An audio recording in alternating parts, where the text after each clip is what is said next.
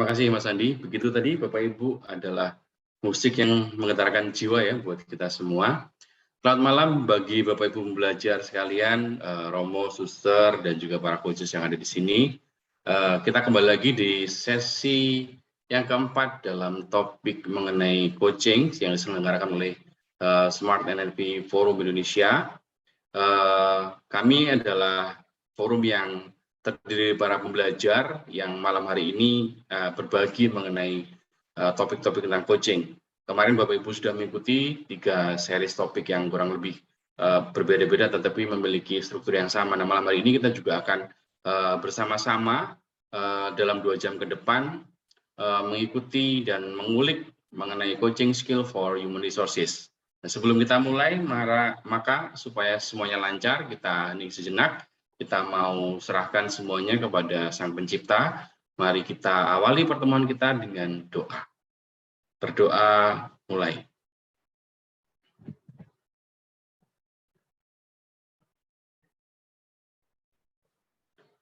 Berdoa selesai. Baik, supaya tidak berlama-lama, Bapak Ibu, malam hari ini kita akan dipandu oleh Coach Isoto yang akan bersama-sama kita dengan Coach Sutoro 2 jam ke depan memandu acara ini. Waktu dan kesempatan saya serahkan langsung kepada Coach Istoto. Monggo, Coach. Oke, terima kasih Pak Aris. Bapak dan Ibu, Assalamualaikum warahmatullahi wabarakatuh. Selamat malam dan selamat jumpa di forum yang luar biasa kerjasama MCI dan Smart NLP Forum.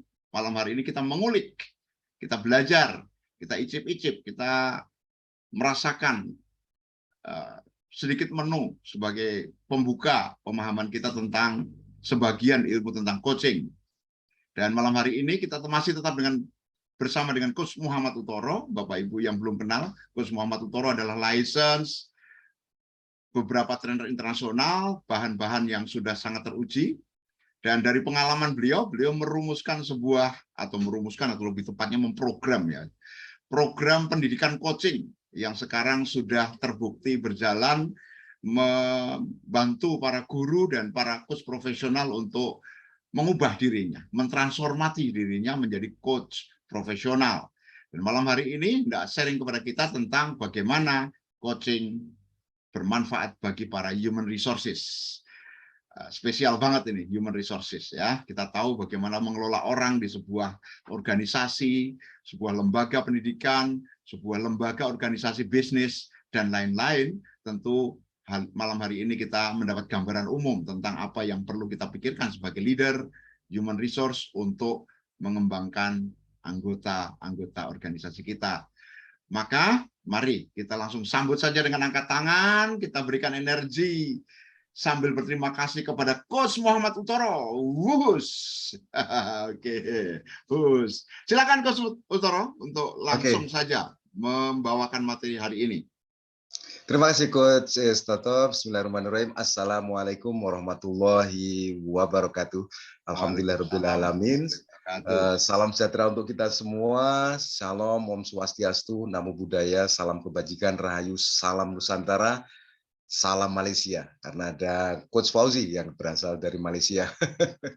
Selamat malam, salam sejahtera buat Bapak Ibu sekalian. Semoga kita semua dalam keadaan bahagia, dalam keadaan fit lahir batin, dan siap untuk mengikuti apa yang akan kita lalui selama 1,5 hingga 2 jam ke depan.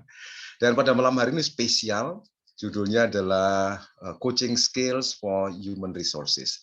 Saya Muhammad Utoro, saya berasal dari masyarakat Coach Indonesia bersama Coach Istoto, dan kami keluarga besar dari Smart NLP Forum, ada Mas Andi, ada Mas Aris, dan juga keluarga besar kita semua di sini, para alumni dari Smart NLP Forum, dan ada para alumni training-trainingnya masyarakat Coach Indonesia, dan juga sahabat-sahabat masyarakat Coach Indonesia. Senang sekali kita berjumpa, dan senang sekali kita bisa bertemu dengan para praktisi human resources.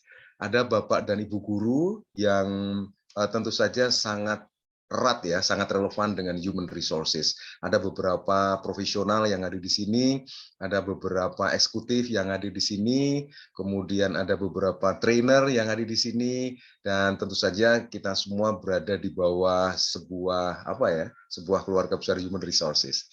Dan sebenarnya human resources ini tidak hanya human resources department ya, karena kita semua sebenarnya adalah human resources dimanapun kita berada. Sebenarnya kita sedang memanage human resources, bahkan di keluarga kita sendiri kita sedang memanage human resources. Banyak yang menganggap bahwa ayah adalah seorang CEO, kemudian mama atau bunda atau ibu adalah human resources director. Tapi ada juga yang menganggap bahwa ayah adalah CEO, kemudian ibu atau bunda adalah finance director. Jadi kadang-kadang finance director sama human resources digabung menjadi satu, termasuk di sebuah perusahaan gitu ya. Namun kadang-kadang juga kebalikannya, ibu atau istri menjadi CEO dan ayah atau bapak menjadi human resources director, whatever gitu ya.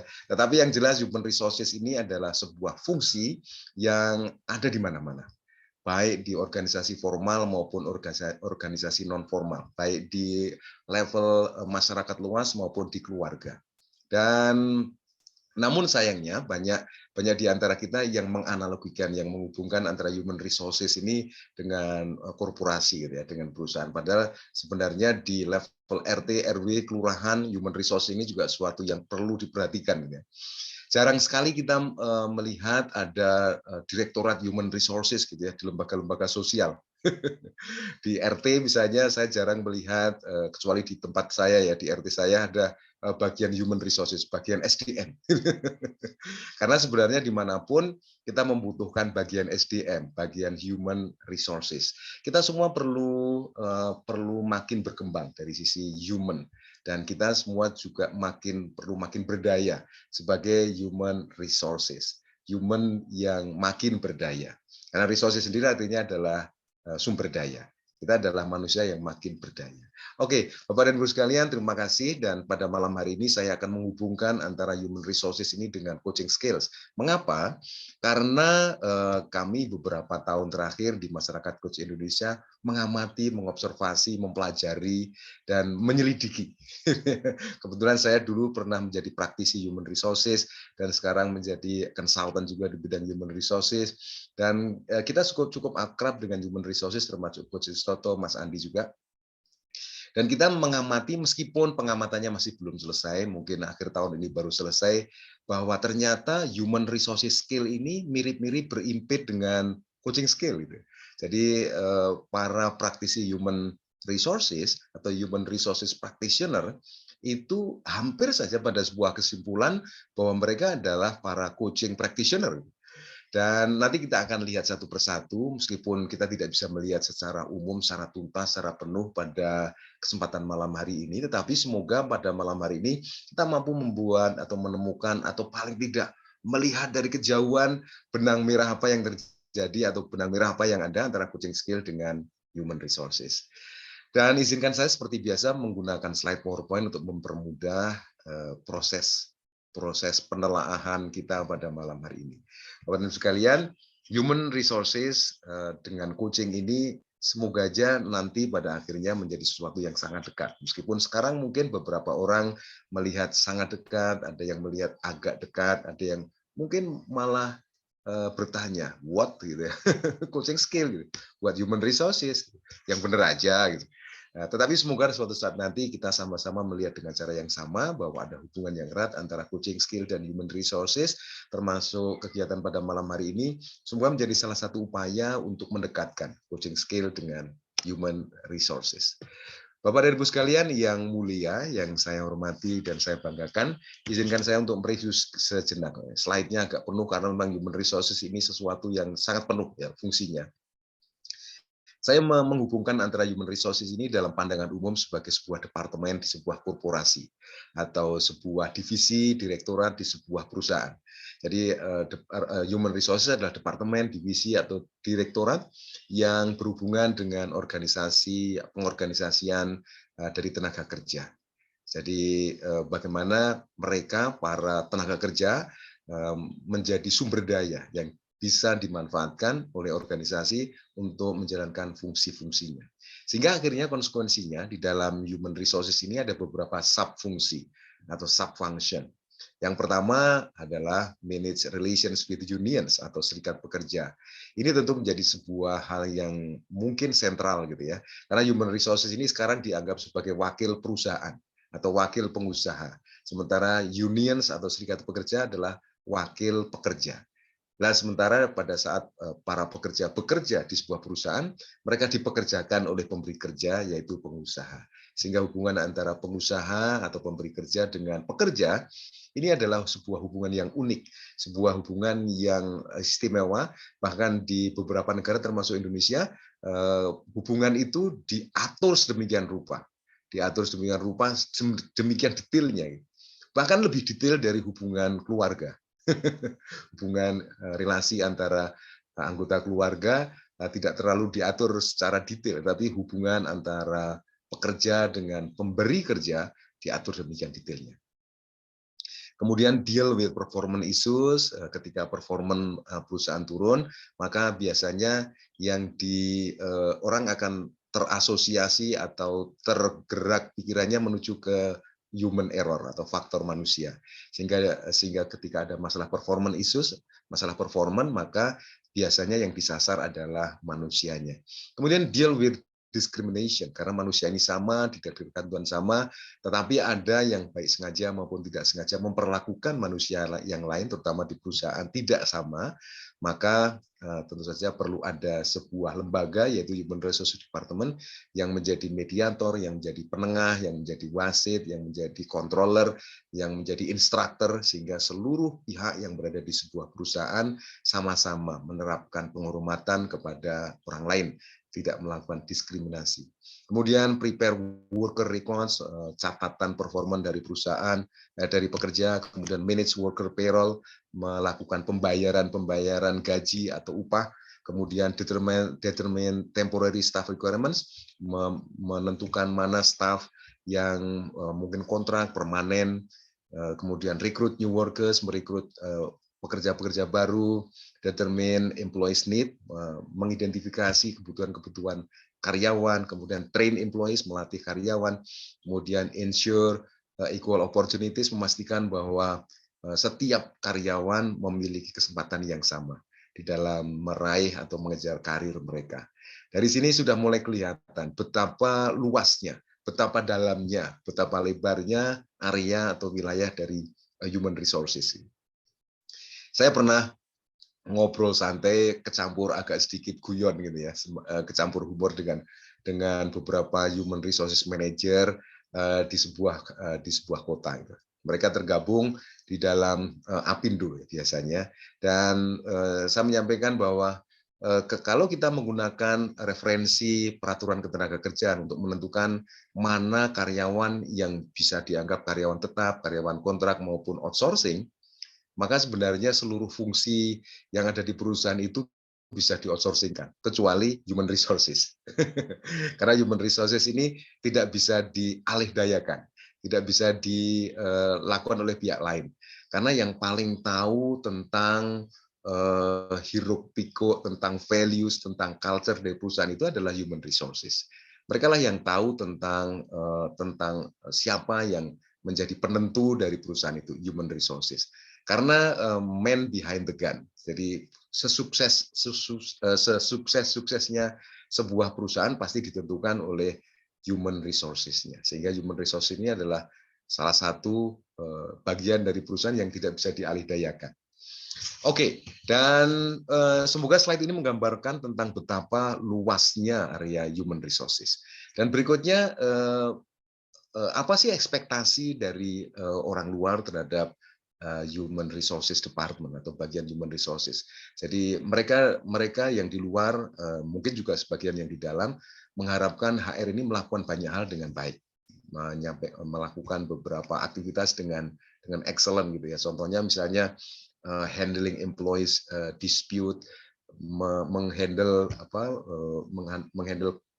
perselisihan antara perusahaan dengan karyawan, kemudian menghandle tentang diskriminasi misalnya, kemudian mengelola employee benefits, karena seseorang bekerja di sebuah perusahaan tentu sangat berhubungan dengan ekspektasi dia dalam hal kemakmuran, kesejahteraan. Saya akan memilih perusahaan yang bisa memberikan kesejahteraan, ketenangan, kebahagiaan bagi saya. Sehingga human resources ini tidak hanya memikirkan tentang gaji, tetapi mereka juga memikirkan tentang benefit. Apa saja yang membuat karyawan menjadi tenang, menjadi bahagia di sebuah perusahaan sehingga mereka bisa berkinerja dengan baik. Tentu saja processing payroll, kemudian recruiting new employees, interviewing talent, tracking sick and personal days, kemudian approving vacation time, training employees. Dan kita bisa lihat dari data-data yang ada di slide ini, sebelah kiri adalah what HR does, apa yang mereka HR lakukan, kemudian yang sebelah kanan ini adalah apa yang diharapkan oleh karyawan atau employee. Kita bisa melihat ada yang sama antara apa yang dilakukan dengan harapan, tapi ada juga gap yang cukup besar ya. Salah satu di antaranya adalah yang terakhir, training employees. Training employees ini HR melakukan banyak hal, gitu. Tetapi employees sebenarnya tidak terlalu berharap banyak training gitu ya. Kemudian ada juga yang berkebalikan, managing employees benefit. HR merasa bahwa mereka telah melakukan 61%, tetapi ekspektasi dari employee ini 68%. Sehingga dari sini bisa kita mulai lihat bahwa hubungan antara HR dengan employees ini memerlukan hubungan yang dalam. Ketika hubungannya tidak dalam, maka perbedaan ekspektasi kelihatan antara apa yang dilakukan oleh HR dengan apa yang diharapkan oleh employees atau karyawan. Oke. Kemudian berikutnya adalah kita akan coba melihat beberapa data tentang seberapa baik HR departemen, divisi atau direktorat melakukan tugasnya di mata para employee dari 3 kategori perusahaan yang kecil, perusahaan yang menengah, dan perusahaan yang besar.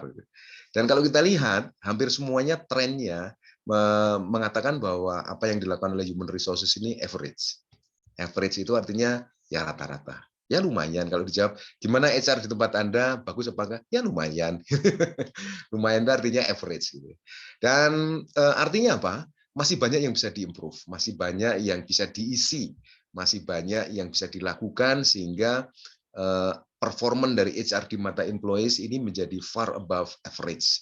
Dan kita lihat bahwa di perusahaan yang kecil, small, medium maupun large atau besar, mereka sama-sama dikit sekali yang mengatakan bahwa HR performance far above average atau jauh di atas rata-rata. Kita lihat di perusahaan-perusahaan kecil 4%.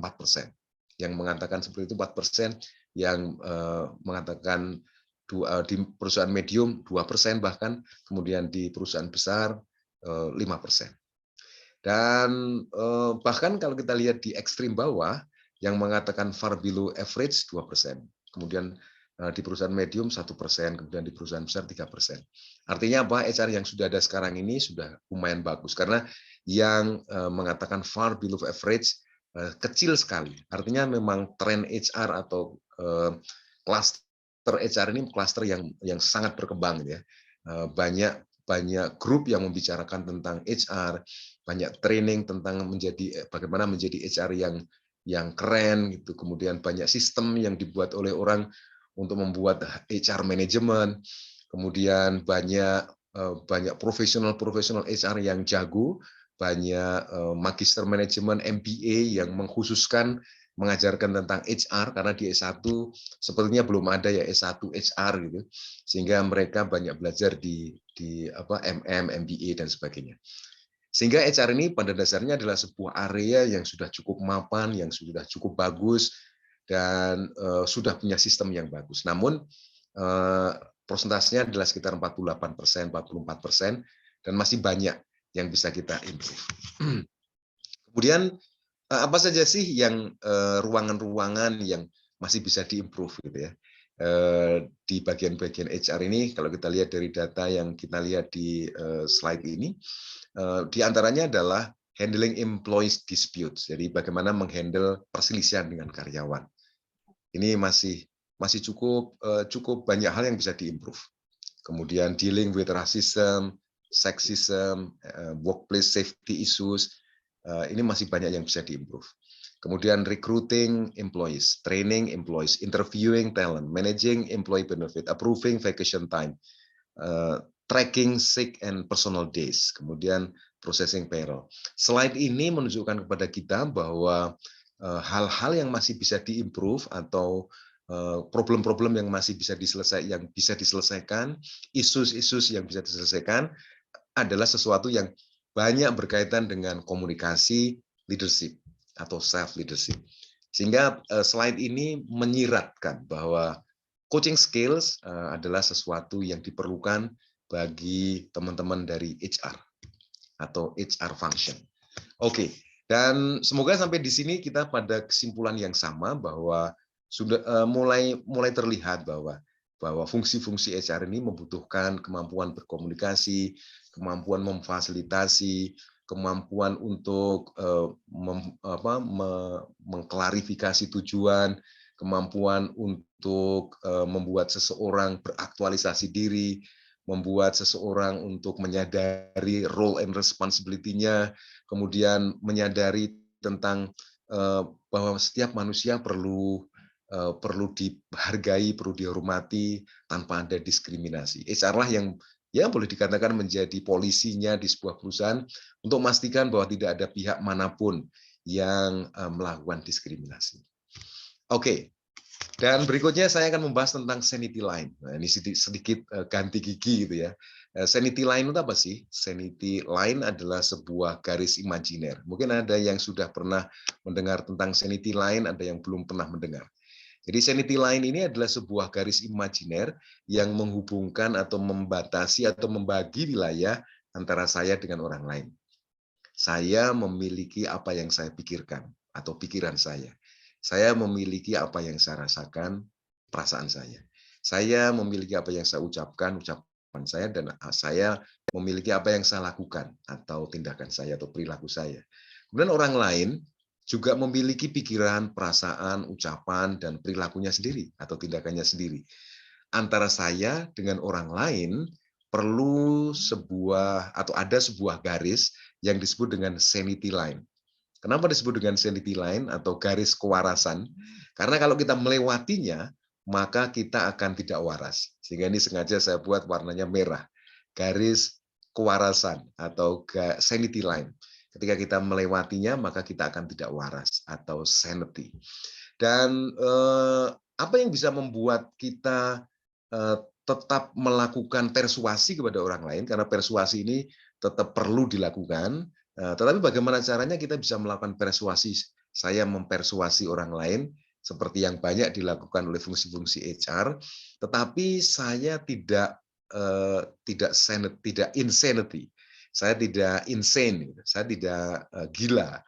Apa yang bisa saya lakukan? Ada 3 hal yang bisa kita lakukan, yaitu bertanya, kemudian memberikan teladan atau contoh, dan menyampaikan sesuatu dengan data, fakta, dan objektif. Dan 3 hal ini adalah ranahnya coaching. Bagi seorang coach, bertanya adalah sesuatu yang seperti nafas mungkin ya, seperti pernafasan. Gitu. Kemudian memberikan teladan atau contoh adalah sesuatu yang sering dilakukan oleh seorang coach, karena matching, mirroring adalah menyamakan rule, menyamakan pikir, rasa, ucap, laku, kemudian mengakui rule adalah hal-hal yang biasa atau sering dilakukan oleh seorang coach atau merupakan coaching skill utama ketika kita melakukan hal-hal itu. Teladan dan memberikan contoh. Kemudian yang terakhir adalah data, fakta, objektif. Seorang coach akan sangat kompeten untuk memfasilitasi klien menuju ke SMART goal. Tidak hanya SMART goal, tapi juga SMART step atau SMART plan. Kemudian juga SMART resources, semuanya serba SMART, specific, measurable, achievable, relevant, dan timely. Sehingga penggunaan data, fakta, dan melihatnya dengan objektif, ini adalah sesuatu yang sangat coach banget. Gitu. Oke, sanity line. Sanity line adalah sebuah garis imajiner yang membatasi kita dengan orang lain. Ketika kita melewatinya, maka kita akan mengalami sebuah gejala atau simptom yang disebut dengan insanity. Contohnya misalnya ketika saya berusaha untuk mengubah pikiran orang lain, ketika saya mencoba untuk mengubah perasaan orang lain, ketika saya mencoba untuk mengubah ucapan orang lain, tindakan orang lain, maka saya akan insane. Contoh yang paling sederhana adalah kita sama anak kita misalnya. seorang ibu atau seorang bapak misalnya berbicara sama anaknya, bukankah bapak atau ibu sudah bilang kepada kamu berkali-kali supaya kamu kalau berpikir sesuatu itu yang analitis. Kemudian kalau merasakan sesuatu itu ya yang wajar-wajar saja. Kalau berucap kepada orang lain itu yang sopan. Kemudian kalau bertindak itu hati-hati misalnya. Tapi kamu tidak melakukan sih. Akhirnya yang insane bukan anaknya tapi orang tuanya. Karena orang tuanya berusaha untuk masuk di ranah pikiran, perasaan, ucapan, dan perilaku anaknya dengan melewati sanity line. Nah, ini juga banyak terjadi di korporasi, terutama Human Resources Department. Mereka dengan nekatnya atau dengan beraninya melewati sanity line. Mereka berusaha employees untuk disiplin. Mereka berusaha employees supaya mengikuti standar. Mereka supaya berperforman yang optimal. Tetapi mereka lupa bahwa apa yang mereka lakukan ini adalah hal-hal yang menerjang atau menembus melewati sanity line. Beberapa di antara mereka mungkin belum banyak mengetahui tentang rahasia 3 hal yang bisa melewati sanity line tanpa menimbulkan masalah resistan. Nah, 3 hal ini adalah dengan bertanya, dengan memberikan teladan contoh, data, fakta, dan objektif. Oke, sampai di sini apakah ada yang ingin share, bertanya, atau berbagi? Ada pertanyaan, Coach Sutoro. Oke, silahkan. Coach Saiful Bahri mau langsung dengan sound atau mau dibacakan? Silakan Coach Saiful, suaranya yang merdu kayaknya sayang kalau dilewatkan. Kita dengarkan pertanyaan dari Sumatera Barat, Padang, silakan. Oke, terima kasih Kut Utoro. Tadi Kut Utoro sudah menggambarkan garis sanity line. Dalam contoh sesi coaching, Kut Utoro, seperti apa Kut Utoro? Kita tidak boleh melampaui batas garis kewarasan ini. Atau dalam kehidupan dunia kerja, seperti itu Kut. Terima kasih Kut. Wah, pertanyaan yang bagus sekali. Ini contohnya sama Coach Saiful boleh ya? Kita ngobrol-ngobrol sebentar, 1-2 menit. Boleh Kut. Oke, Coach Saiful apa yang dipikirkan tentang apa ya misalnya tentang pendidikan, tentang pendidikan buat anak di Indonesia. Apa yang Coach Saiful pikirkan? Yang saya pikirkan tentang pendidikan anak adalah perubahan tingkah laku. Bagaimana seorang siswa dapat berubah tingkah lakunya apabila dididik oleh seorang gurunya. Seperti itu, Coach. Oke, dan apa hal-hal yang pernah mungkin membuat marah Coach Saiful, membuat kecewa Coach Saiful tentang pendidikan di Indonesia? Ketika saya tidak diperhatikan atau diabaikan oleh seorang siswa di saat saya sedang memberikan ilmu pendidikan atau pengajaran. Seperti itu, Coach. Ketika saya tidak diperhatikan oleh para siswa gitu ya. Betul. Oke. Apa sih komentar-komentar yang biasa Coach Saiful sampaikan, baik secara lisan maupun tertulis di medsos tentang pendidikan anak di Indonesia? Mungkin sebagai manusia biasa barangkali mungkin rasa kekecewaan atau rasa gagal ya mendidik seorang siswa karena memang apa yang saya inginkan tidak cocok dengan apa yang saya harapkan dengan seorang siswa. Seperti itu, Coach. Oke. Dan apa yang biasa dilakukan oleh Coach Saiful untuk mengatasi atau memberikan solusi atas hal itu, Coach? Solusi yang paling sederhana karena ini siswa kita mungkin sabar, Coach. Sabar menerima kenyataan apa yang sudah diberikan oleh siswa, seperti itu. Oke. Dan Coach Saiful, boleh nggak saya punya pendapat bahwa sabar saja tidak cukup? Apakah saya boleh punya pendapat seperti itu, Coach?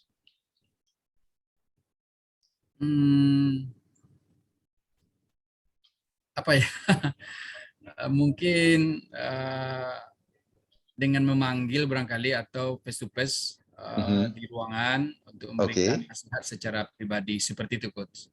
Oke.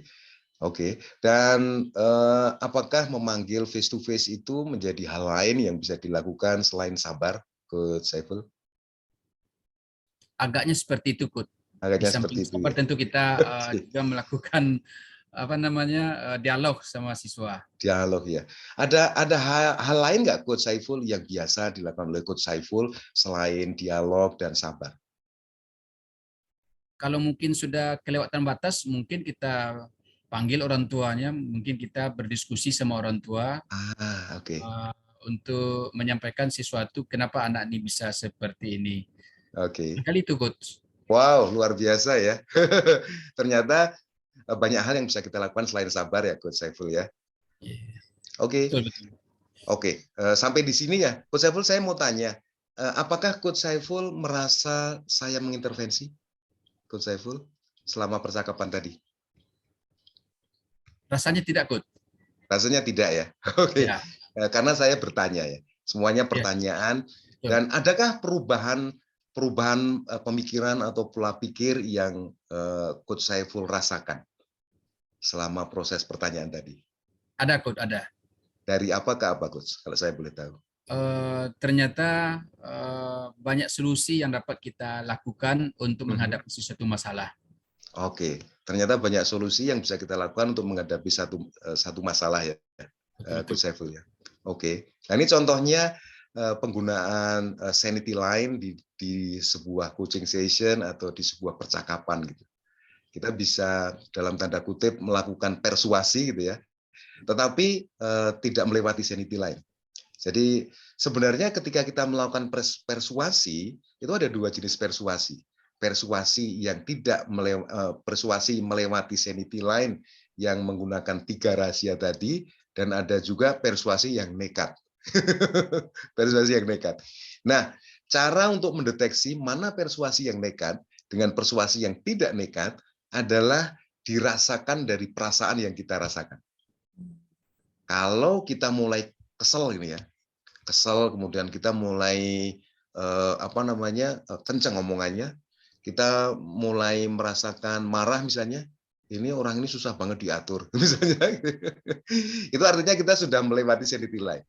Karena berarti apabila saat kita tidak senang, tidak nyaman dalam sesuatu hal, berarti kita sudah melewati batas sanity line seperti itu, Coach.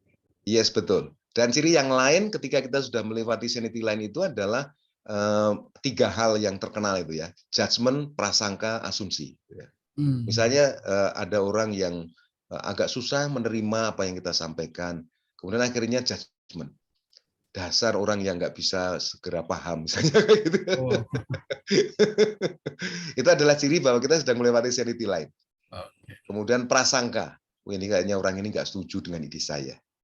Prasangka, asumsi. Asumsi, dulu dia pernah bohong sama saya. Kayaknya sekarang dia juga lagi bohong. Asumsi. Nah, ketika 3 hal ini berfungsi atau muncul gitu ya, itu salah satu indikasi di samping state negatif tadi, indikator bahwa kita sedang melewati sanity line. Dan kita lihat ya, Coach Saiful, di beberapa situasi di Indonesia ini konteksnya di HR ya.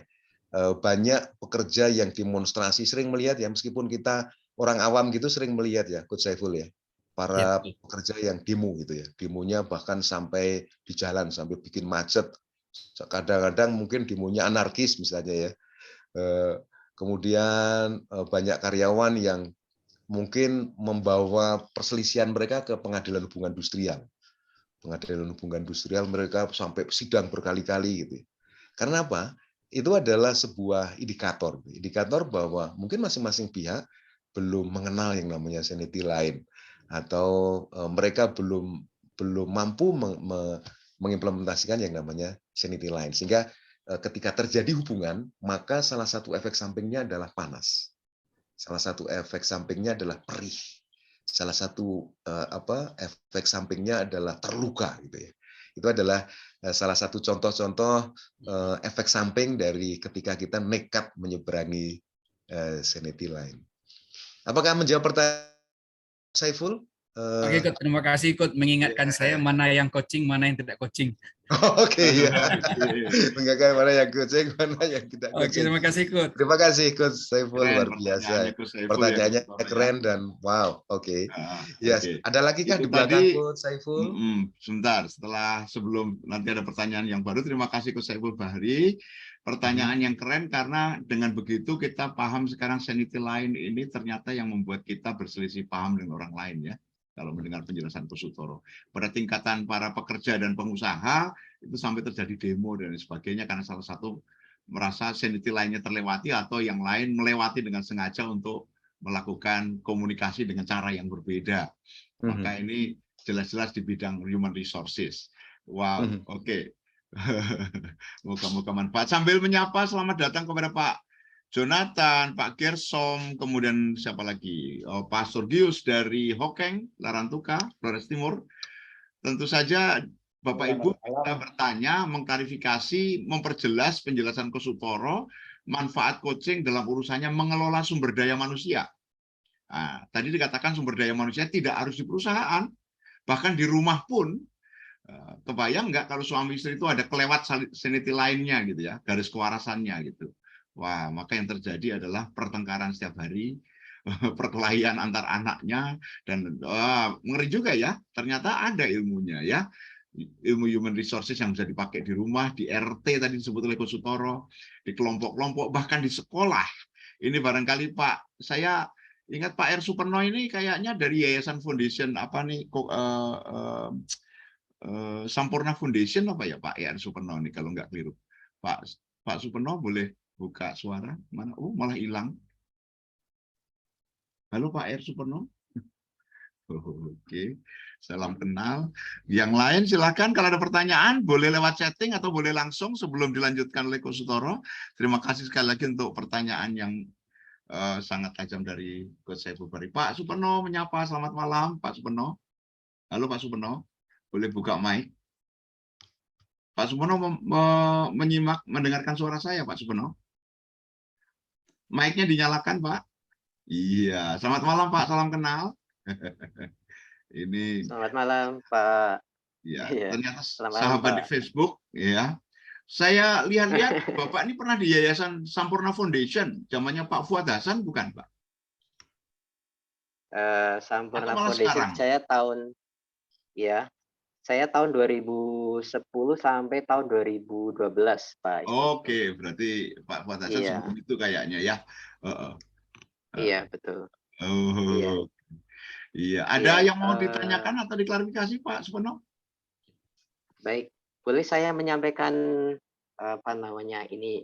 Menurut saya ini satu hal yang luar biasa malam ini saya rasakan ya belajar dengan Coach Sutoro dan Pak Istoto. Ini hanya suara hati saja sih sebenarnya Pak Istoto. Jadi Silakan. baik, terima kasih. Jadi saya sebagai seorang konsultan school development and leadership untuk sekolah ini mendengar paparan yang disampaikan oleh Coach Sutoro ini saya jadi refleksi gini ya. Bahwa ternyata dalam beberapa kesempatan gitu saya sering melewati garis kewarasan. Artinya ketika misalnya sekolah-sekolah yang saya bina ini terutama para leadernya ada pekerjaan-pekerjaan yang seharusnya dieksekusi dan ada indikator keberhasilan setiap misalnya setiap pekerjaan itu hasilnya apa gitu ya. Setiap kali kunjungan, di kunjungan berikutnya itu kan ada tugas-tugas yang harus diselesaikan. Nah, ketika ada kesenjangan antara target yang harus dicapai setiap bulan dengan realita atau pencapaiannya ini ya harus diakui meskipun ada yang saya ungkapkan, ada juga yang mungkin saya coba mencari tahu akar masalahnya seperti apa. Namun saya harus mengakui bahwa seringkali muncul ini Pak, judgement, prasangka atau asumsi yang sebagaimana disampaikan oleh Coach Utoro. Nah, ini menjadi satu refleksi buat saya. Oh, berarti saya melewati garis kewarasan ini. Iya betul, dan menurut saya ini satu hal yang berharga. Lebih baik saya menyadari lebih dahulu gitu ya. Menyadari bahwa seringkali kita menemukan atau saya menemukan bahwa saya menjadi lebih alert ya, artinya oh ini saya sudah melewati garis kewarasan ini, dan itu berarti saya harus berpikir menggunakan beberapa model ya, baik bertanya, saya juga memberikan teladan atau contoh, dan juga menyajikan data atau fakta yang objektif. Nah, sampai detik ini itu yang beberapa hal yang sudah saya pelajari, dan saya menantikan sekali ini sampai selesai apa yang bisa kita dapatkan. Jadi meskipun belum selesai, saya harus berterima kasih nih Pak Istoto dan Coach Utoro. Jadi demikian, itu lebih kepada refleksi sih ya. Ya, baik, terima kasih untuk sharingnya Pak Suparno. Ini lalu memperkuat juga karena Bapak mengulang, jadi saya semakin paham juga Pak Suparno. Baik, terima kasih. Oke.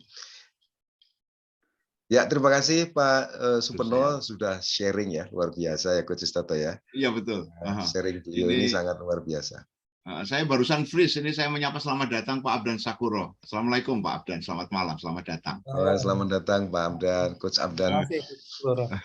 Ada satu lagi pertanyaan Coach Utoro dari Ibu Ellen. Oke, silakan Ibu Ellen. Pak, karyawan yang dikontrak kerja tetapi kadang ada yang bisa dipecat sebelum masa kontraknya karena karyawan masih dalam masa percobaan dan belum dapat training, itu gimana ya Pak? Apakah perusahaan ini seenaknya saja atau gimana? Silakan Coach Utoro tanggapannya. Ya ini kembali lagi ke teknis ya, dan tadi kita membahasnya sebagai diskriminasi. Diskriminasi ini kan ada patokannya atau kriterianya ya Bu Ellen, karena kita tidak bisa mengatakan diskriminasi kalau tidak ada patokannya, patokan apa yang dipakai. Dan ini di coaching kita selalu menggunakan, seorang coach selalu mengingatkan kliennya ketika seorang klien mengatakan kata-kata sifat gitu ya, maka coach akan mengingatkan berdasarkan siapa, menurut siapa gitu. Karena kata-kata sifat ini adalah atribut gitu kan, atribut yang sangat berdasarkan kriteria. Nah, sama juga dengan diskriminatif. Diskriminatif itu pasti akan dirasakan oleh banyak orang. Setiap orang ketika ada sesuatu yang mereka tidak merasa sesuai dengan sesuatu gitu ya, maka dia akan merasa tidak enak, merasa sedih, merasa kecewa, marah mungkin dan sebagainya. Nah, diskriminatif itu kita sebagai seorang HR perlu tahu kriterianya. Kriterianya tentu adalah konvensi ILO, kemudian peraturan ketenagakerjaan, Undang-Undang Nomor 13 dulu, kemudian sebentar lagi kita nunggu Omnibus Law, kemudian peraturan menteri dan sebagainya. Kemudian kalau di perusahaan ada yang namanya perjanjian kerja bersama atau PKB.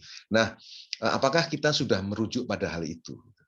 Nah, kemudian namun pada kenyataannya ada juga meskipun sudah tahu peraturannya seperti itu, tetapi melanggarnya. Nah ini kalau kita merujuk pada tadi yang kita sampaikan, siapa sih yang menjadi polisi, yang menjadi peran di dalam yang memiliki peran itu di perusahaan, tentu adalah HR. Nah pertanyaannya adalah ketika HR-nya sendiri yang melakukan, nah itu wallahu a'lam bishawab.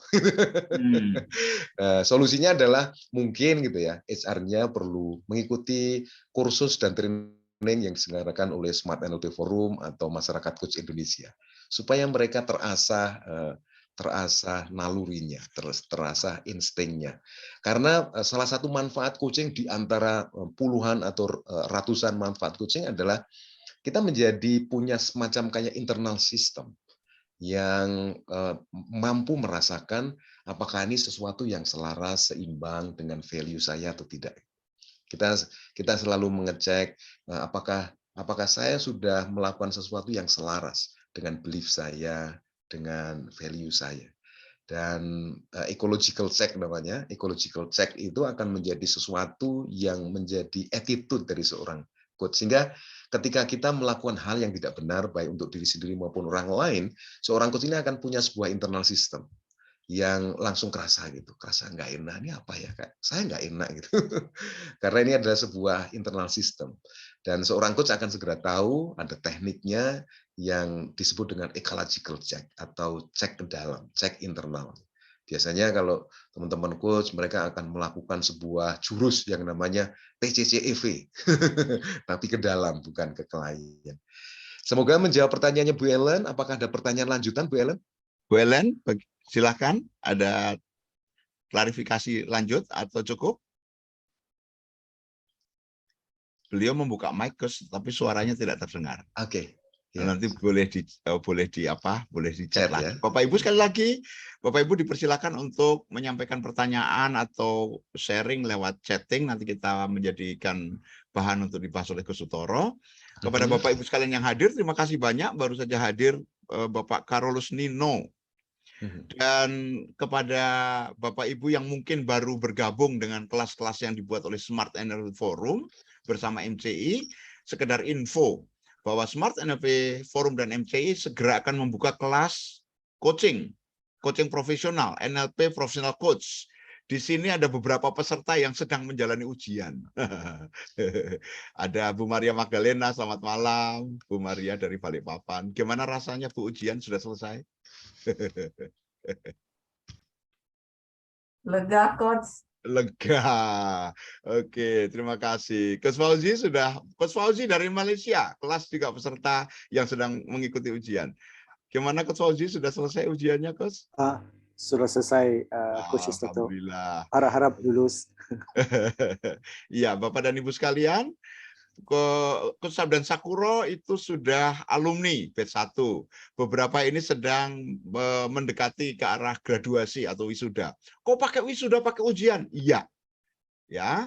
Smart NLP Forum menyelenggarakan training NLP Professional Coach ini bukan bukan kaleng-kaleng, bukan training yang sehari 2 hari selesai kemudian lepas, tidak.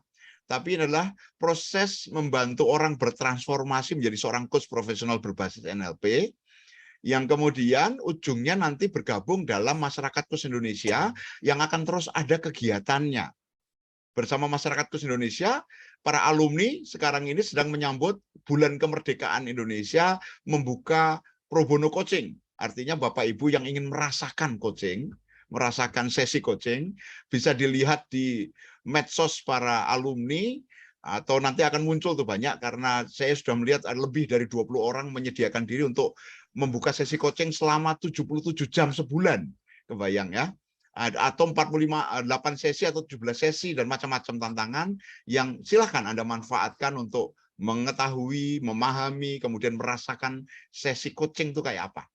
Nah, malam hari ini pertemuan kita ini adalah pertemuan keempat untuk mengumumkan bahwa NLP Professional Coach yang diselenggarakan Smart NLP Forum bersama MCI akan segera masuk ke tahap ketiga, karena tahap keduanya atau batch 2-nya sudah ujian dan segera akan wisuda.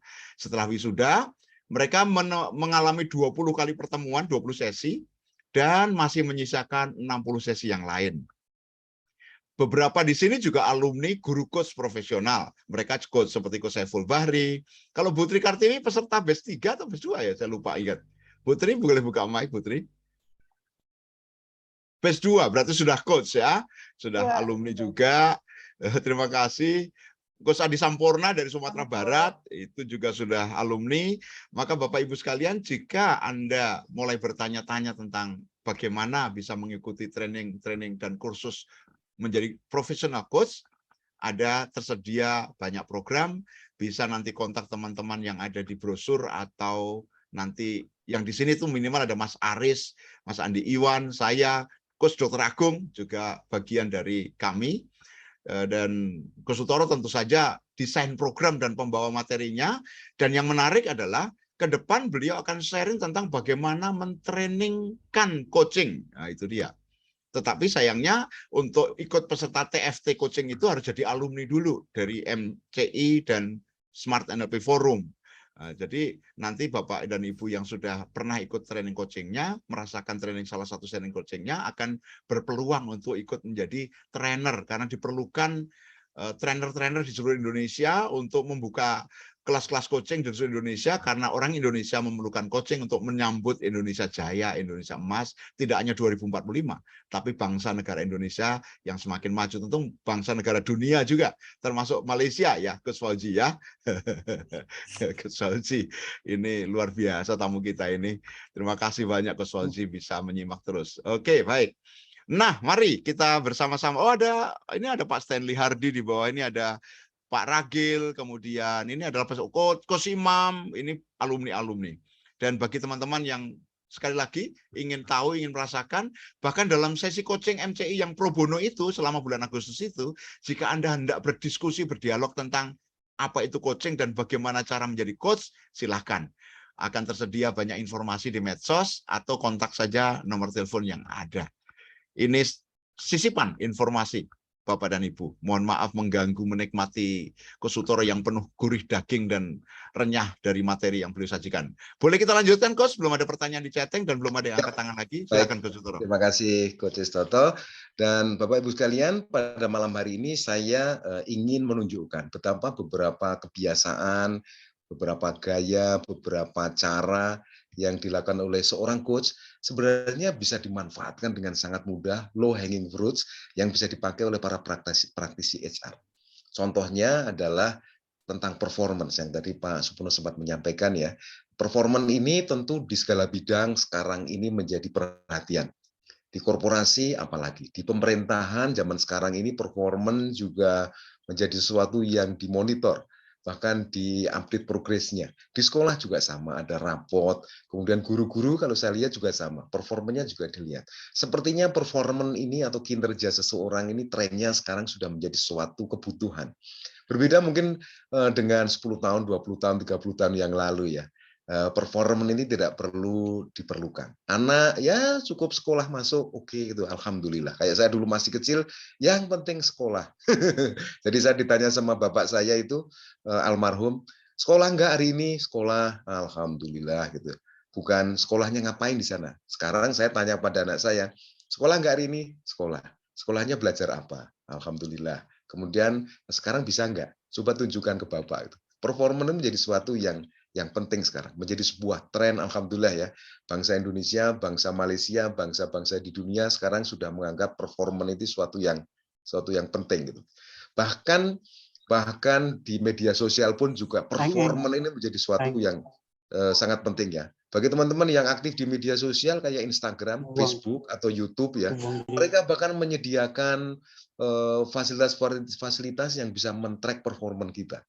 Performance posting kita, performance likingnya orang lain pada kita gitu ya.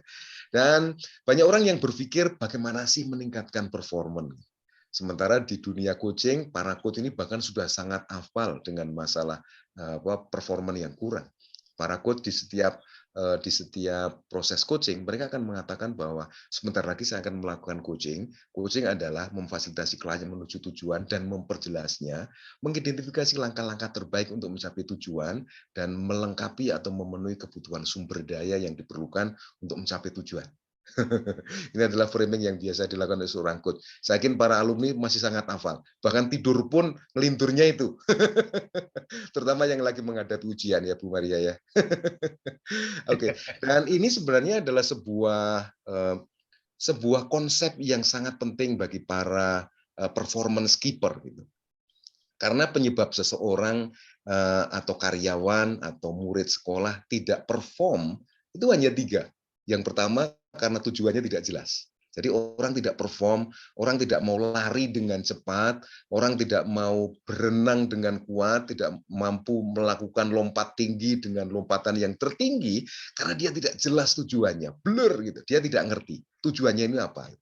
Ketika tujuannya jelas, maka dia akan mengerahkan segala daya upaya untuk melakukan yang terbaik. Kemudian yang kedua, langkah. Dia belum menemukan langkah yang terbaik. Dia belum menemukan cara yang terbaik. Dia belum menemukan alat yang terbaik. Kayak yang sering saya ceritakan, buka ban gitu, ban mobil gitu. Kalau kita tidak memiliki alat yang tepat, waduh setengah mati buka ban mobil. Tapi kalau kita sudah punya alat yang tepat, buka mobil, ibu-ibu termasuk istri saya bisa membuka ban dengan mudah karena alatnya mudah, alatnya sesuai gitu. Dan yang ketiga adalah sumber daya. Saya tidak bisa sampai ke rumahnya Coach Istoto bukan karena saya tidak tahu alamatnya, hanya karena saya kekurangan bekal. Uang saya kurang, sama supir bisnya diturunkan di tengah jalan gitu ya, karena uangnya kurang gitu. Karena sumber daya kurang. Tidak mencapai itu hanya karena sumber daya kurang. Nah, bagi para coach mengidentifikasi performan yang rendah, mereka sudah sangat terlatih. Sehingga para teman-teman HR seandainya mereka juga memiliki pola pikir yang sama untuk dealing with performance, wow gitu ya. Pasti mereka akan dengan sangat mudah, semudah membuka ban dari sebuah mobil dengan alat yang benar. Karena sebabnya cuma 3, orang tidak perform. Dan artinya apa? Seseorang bisa high performance, high performing, 3 hal. Tujuannya jelas. Kemudian yang kedua, langkahnya tepat. Kalau belum tahu, dikasih tahu. Kemudian yang ketiga, sumber dayanya lengkap gitu ya. Seorang sales and marketing people gitu ya, mereka penjualannya turun, penjualannya tidak mencapai target, hanya karena mereka sebenarnya bisa melakukannya, tapi karena mereka tidak bisa mobilitas, mereka tidak dikasih mobil, mereka kemana-mana harus naik angkutan umum misalnya, mereka tidak fleksibel misalnya, atau mereka tidak memiliki langkah yang tepat, mereka tidak di training tentang komunikasi, mereka tidak dikasih tahu bahwa ada sanity line ini, kita tidak bisa mengintervensi customer itu atau calon pembeli karena mereka malah akan lari, tapi lakukan 3 razia tadi, bertanya, kemudian menggunakan data dan fakta ya, maka para penjual ini tidak akan merasakan panas, tidak akan merasakan perih, tidak akan merasakan getirnya berhubungan. Karena ketika mereka nekat melakukan sanity line, maka mereka akan merasakan panas, merasakan pedih, getirnya sebuah proses komunikasi.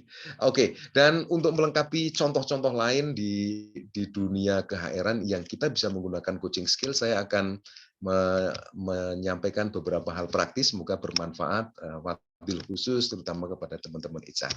Yang berikutnya adalah tentang memberikan instruksi. Bapak dan Ibu sekalian, teman-teman semua, memberikan instruksi ini sepertinya sederhana, menyuruh orang untuk melakukan sesuatu. Kemudian yang menyuruh biasanya punya otoritas yang lebih tinggi, punya hierarki yang lebih tinggi. Biasanya bos gitu ya. Harusnya merupakan sesuatu yang mudah. Tapi ternyata bukan yang mudah ternyata yang terjadi. Karena yang disuruh ini adalah manusia. Dan untuk memastikan bahwa dia yang disuruh, human resources, sumber daya manusia ini bisa melakukan apa yang bisa kita lakukan, maka ada cara memberikan instruksi yang ramah pikiran, ramah perasaan yang biasa dilakukan oleh seorang coach gitu, supaya mereka bisa melewati sanity line dengan aman. Ini adalah contoh aplikasinya. Contoh aplikasi ketika memberikan instruksi tanpa ada resistansi, tanpa ada balas dendam, tanpa ada menggerutu gitu ya. Ini adalah contohnya. Jadi yang pertama adalah sampaikan maksud dan tujuan. Di dalam sebuah coaching disebut dengan framing.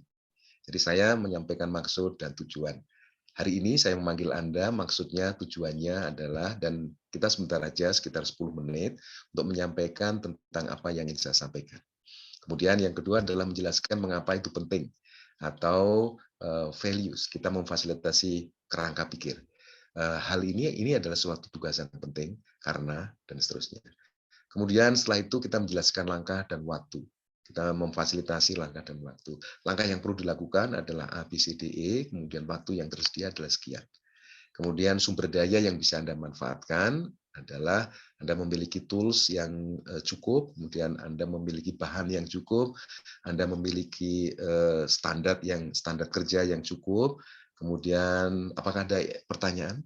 Apakah ada hambatan yang terbayang dalam pikiran Anda? Atau mungkin Anda punya usulan? Kemudian setelah katakanlah selesai, tidak ada usulan atau tidak ada pertanyaan, atau ada pertanyaan kemudian kita jawab, ada usulan kemudian kita terima, sampaikan terima kasih atas kerjasamanya. Dan setelah itu kita monitor tugas dan menanyakan tentang kemajuan. Kemudian setelah itu tidak lupa memberikan apresiasi untuk kinerja yang memuaskan. Bapak dan Ibu sekalian, teman-teman coaches, kita bisa bayangkan ya, ketika para atasan, kemudian sumber daya, teman-teman dari HRD atau teman-teman para leader menyampaikan instruksi dengan urutan seperti ini, betapa bahagianya, betapa luar biasanya environment yang terjadi di perusahaan itu. Tidak ada panas, tidak ada pedih, tidak ada perih, tidak ada pahit di dalam hubungan antara orang satu dengan orang yang lain. Kadang-kadang kita menganggap atau take it for granted bahwa atasan bisa berbuat apa saja, termasuk berkomunikasi, bahkan memberikan instruksi, karena tugas dari atasan adalah memberikan instruksi. Tetapi apakah hanya sekedar itu? Apakah cara memberikan instruksinya dengan cara yang ramah pikiran misalnya, ini menjadi sesuatu yang mungkin bisa kita renungkan. Apakah ada pertanyaan di sini? Kalau tidak ada. Ada, Coach, sebentar. Bukan tentang ini, mundur sedikit. Yang tadi masih di soal garis kewarasan dari Bu Ellen, menambahkan satu pertanyaan lewat chatting. Coach, apakah seseorang yang high perform itu bisa hanya karena afirmasi dan visualisasi saja? Wah. Silakan, Coach. Oke, pertanyaan keren sekali karena banyak motivator yang menyampaikan itu, Coach Istoko. Nah, pertanyaannya adalah, oke, kita melakukan afirmasi sehari berapa kali, konfirmasi, visualisasi beberapa kali sehari. Pertanyaannya adalah, kalau kita tidak tahu cara atau langkah yang tepat, kita tidak memiliki metode yang tepat, kita tidak memiliki sumber daya yang cukup, apakah kita akan high performance? Tentu pertanyaannya jawabannya bisa ya, bisa tidak gitu. Kalau saya diminta untuk sampai ke rumahnya Coach Istoto dalam waktu setengah hari gitu, dan sumber daya yang diberikan kepada saya adalah sepeda ontel, merek Philips. Merek Philips. Teman saya barusan mau jual 2,6 juta, mahal sekali. Merek Philips. Dan apakah saya bisa sampai ke Yogyakarta dalam waktu setengah hari? Mungkin menjadi sebuah pertanyaan. Apakah bisa gitu? Meskipun saya visualisasi, saya akan memvisualisasikan diri saya menggayuh sepeda dengan kecepatan yang maksimal. Kemudian saya juga akan melakukan afirmasi. Tentu saja tidak, Bu Ellen. Jadi untuk menjadi high performing team atau high performing person gitu ya, syaratnya ada 3. Cuma 3. Yang pertama adalah tujuan yang jelas. Apa sih tujuannya? Tujuannya saya melakukan ini. What's in it for me? Kemudian, apakah tujuan itu tergambar dengan jelas? Gitu. Kalau saya mau ke Semarang misalnya, apakah tujuan itu tergambar dengan jelas? Tidak tertutup kabut, tidak tertutup debu. Apakah saya bisa melihatnya dengan jelas? Karena kita bayangkan, Bu Ellen, kalau kita naik mobil misalnya di tol, Trans Jawa. Tolnya padahal halus, lurus. Tetapi karena tertutup oleh kabut, tertutup oleh debu, kita jadi bingung. Ini mau ngegas apa ngerem? Mau ngegas, jangan-jangan di depannya ada tronton. Kemudian mau ngerem ternyata kosong. Mau belok kiri nggak tahu juga, karena siapa tahu ada mobil. Mau belok kanan ternyata ada jurang misalnya, nggak ngerti. Tapi beda kalau tidak ada kabut, tidak ada debu, terang benderang, lurus, kota Semarang kelihatan, sehingga kita bisa gaspol, rem nol, gaspol, rem nol. Tujuan yang jelas. Dan nanti ini juga ada sebuah tips yang menarik ya, kalau kita nanti ada waktu ya. Biasanya ketika kita tanya seseorang, apa sih tujuan yang ingin Anda capai? Kebanyakan yang dijawab bukan tujuannya, bukan Semarangnya, tetapi prosesnya. Apa tujuan Anda? Saya ingin memberikan yang terbaik gitu ya. Jadi kalau analogi dengan bepergian ke Semarang itu, tujuan Anda mana? Tujuan saya nyupir, Pak. Berarti akhirnya mengendara terus nggak sampai tujuan. Nah, ini yang teman-teman perlu dibantu. Kemudian apakah langkahnya sudah benar? Apakah Anda mengarah ke Semarang? Jangan-jangan Anda mengarah berlawanan. Ketika Anda ngegas pol dan rem nol, tiba-tiba nyampainya adalah Merak, bukan Semarang. Kemudian yang ketiga, apa? Sumber daya cukup. Apakah Anda sudah memprediksi berapa jumlah bahan bakar yang diperlukan? Apakah bannya cukup untuk sampai di Semarang? Jangan-jangan baru sampai Tegal sudah meledos bannya. Itu Bu Ellen, semoga menjawab pertanyaannya, atau barangkali ada pertanyaan lanjutan, saya persilahkan. Oke. Ya, Bu Ellen, cukup? Oke, baik. Bapak dan Ibu sekalian, kemudian tadi Coach Sutoro sudah menyampaikan paparan tentang menginstruksi bagaimana garis kewarasan itu dikaitkan dengan bagaimana kita mempengaruhi orang lain. Dalam konteks HRD tentu saja ada dominasi pimpinan dan ada submisi bawahan yang menunggu perintah. walaupun sudah jelas itu garis organisasinya, ternyata ada urutan menginstruksi yang tidak melanggar batasan niti lain tadi, sehingga nyaman orang bekerja. Ada pertanyaan atau klarifikasi, silakan. Atau ada pengalaman lain? Selamat datang kepada Bapak Anton Sudarisman. Selamat malam Pak Anton. Malam Selamat Pak jumpa. Anton. Selamat jumpa. Salam kenal. Oh, salam kenal. Nampaknya masih ini Gus. Ada mic-nya tapi kok tidak terdengar suaranya. Pak Anton Sudarisman. Oke. Ya baik. Ada Bapak Ibu sekalian? Silakan. Mas Bambang, halo Mas Bambang Priantono. Beliau ini pelaku budaya yang sangat mencintai bagaimana budaya Indonesia dipertahankan. Malam Mas Bambang, gimana dari penjelasan tadi Mas Bambang, ada yang mau disampaikan? Saya masih menyimak dulu ya. Menyimak. Ya. Oke. Terima kasih Kang Mas. Om Jodo dari Makassar, ada yang mau dicek? Pak Joni Doki, atau Pak Ragil? Menyimak. Oke, baik Ke Sutoro. Ini teman-teman masih sambil menyimak sambil terus berputar-putar nih, memutar. Oke, masih di jalan ya, safe drive. Pak Abdan, silakan. Pak Abdan Sakuro. Oke, terima kasih. Silakan. Terima kasih Coach Toro.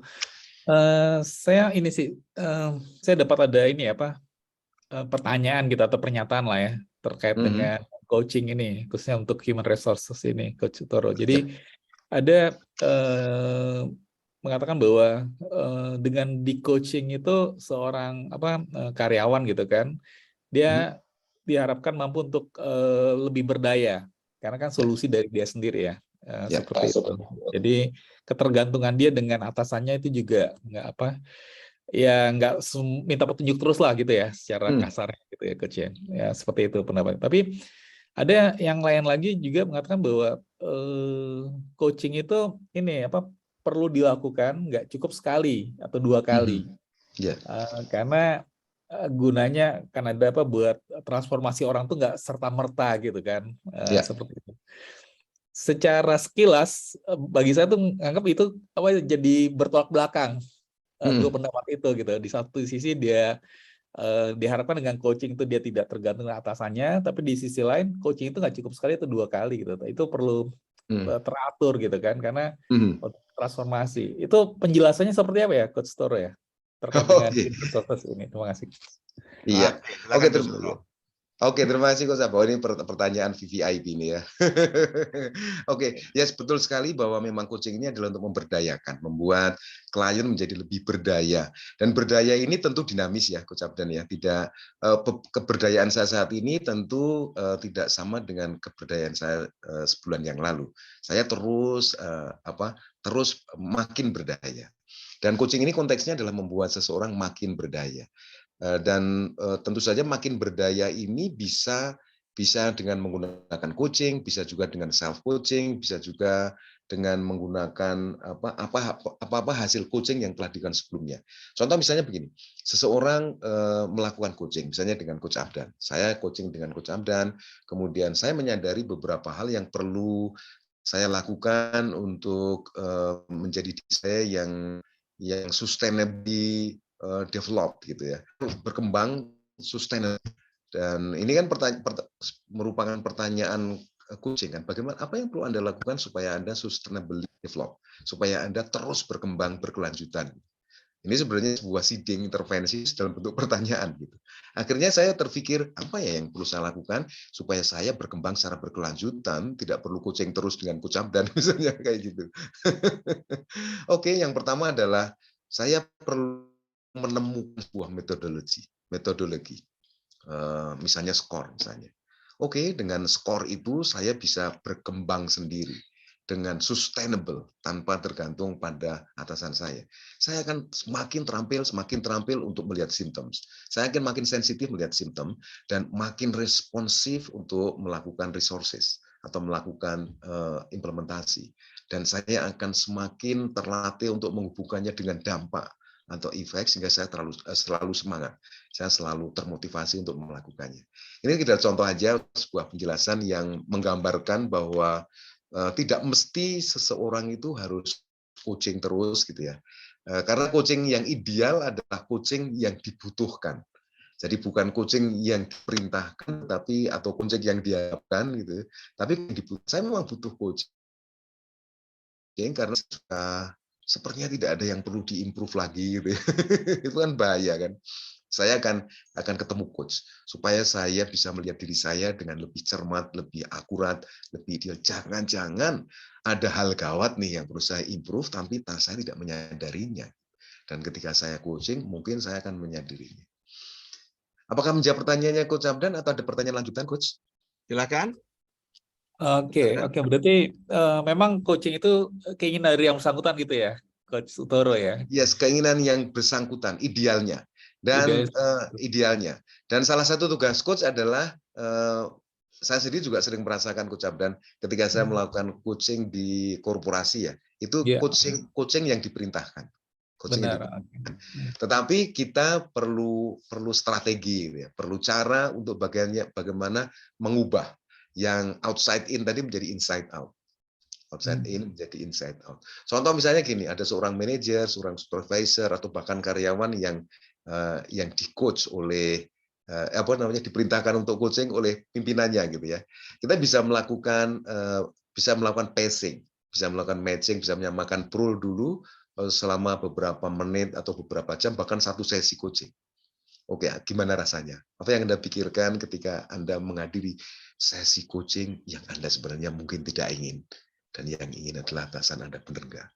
Oh iya Pak, ini kita bisa mengeksplor itu dan kita mencoba menyamakan role, dan misalnya dari sana mereka mengatakan sebenarnya itu Pak, saya itu nggak perlu coaching-coachingan kayak gini nih. Bagi saya yang penting adalah ya saya bisa bekerja dengan baik, saya bisa mengikuti standar dengan baik. Gitu.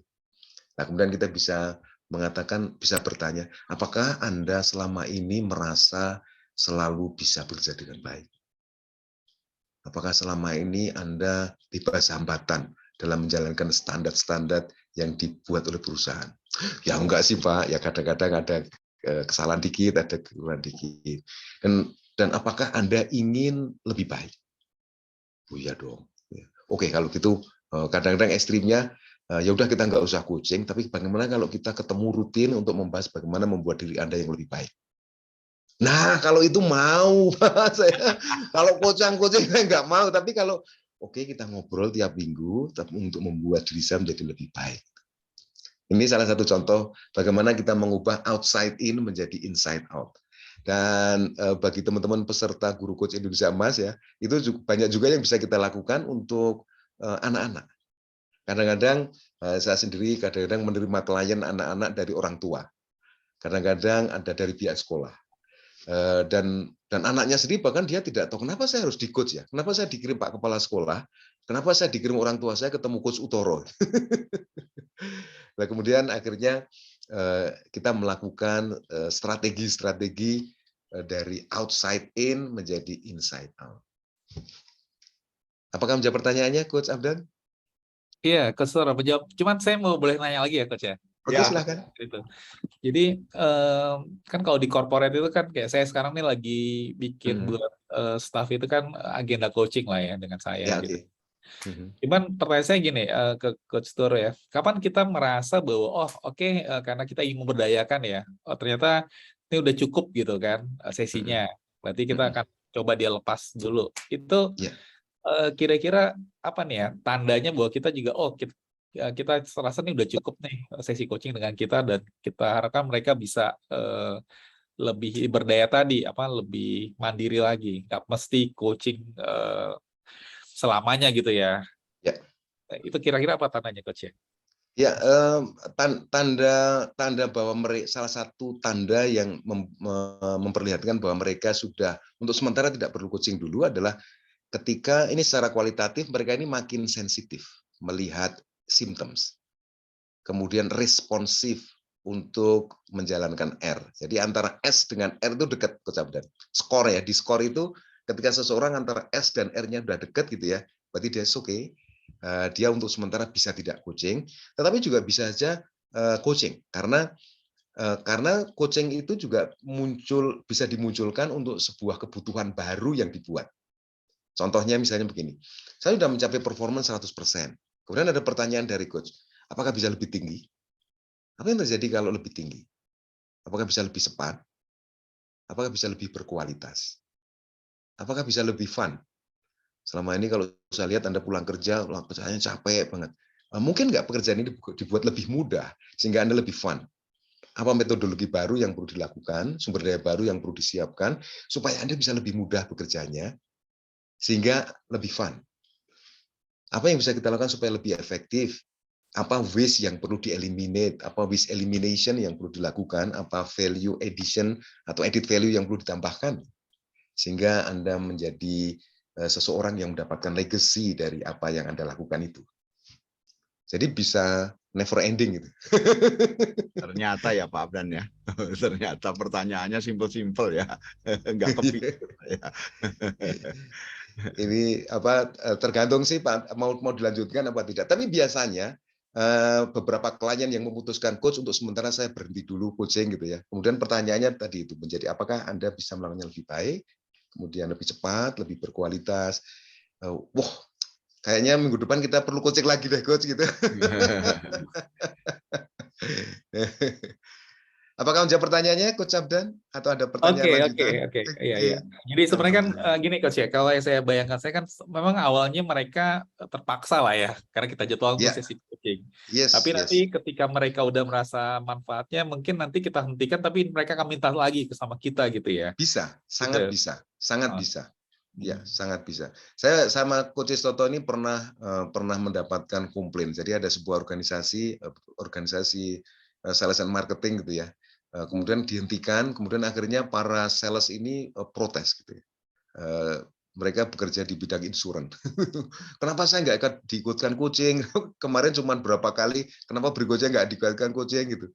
Jadi yang menyenangkan sih punya klien yang seperti itu ya. Mereka seperti haus gitu. Tetapi juga kita tidak kurang cara gitu ya seorang coach. Kita bisa meskipun outside in, kita bisa juga memfasilitasi dengan menjadi inside out gitu. Jadi tadi strategi itu bisa menjadi salah satu opsi Coach Abdan. Kita hentikan dulu, kemudian kita bisa eksplorasi seperti Coach Istoto tadi. Apa yang Anda rasakan, apa yang Anda pikirkan ketika Anda mengikuti coaching. Dan apa yang Anda pikirkan, Anda rasakan setelah beberapa minggu Anda tidak melakukan coaching. Apakah ada perbedaannya? Apakah ada perubahannya?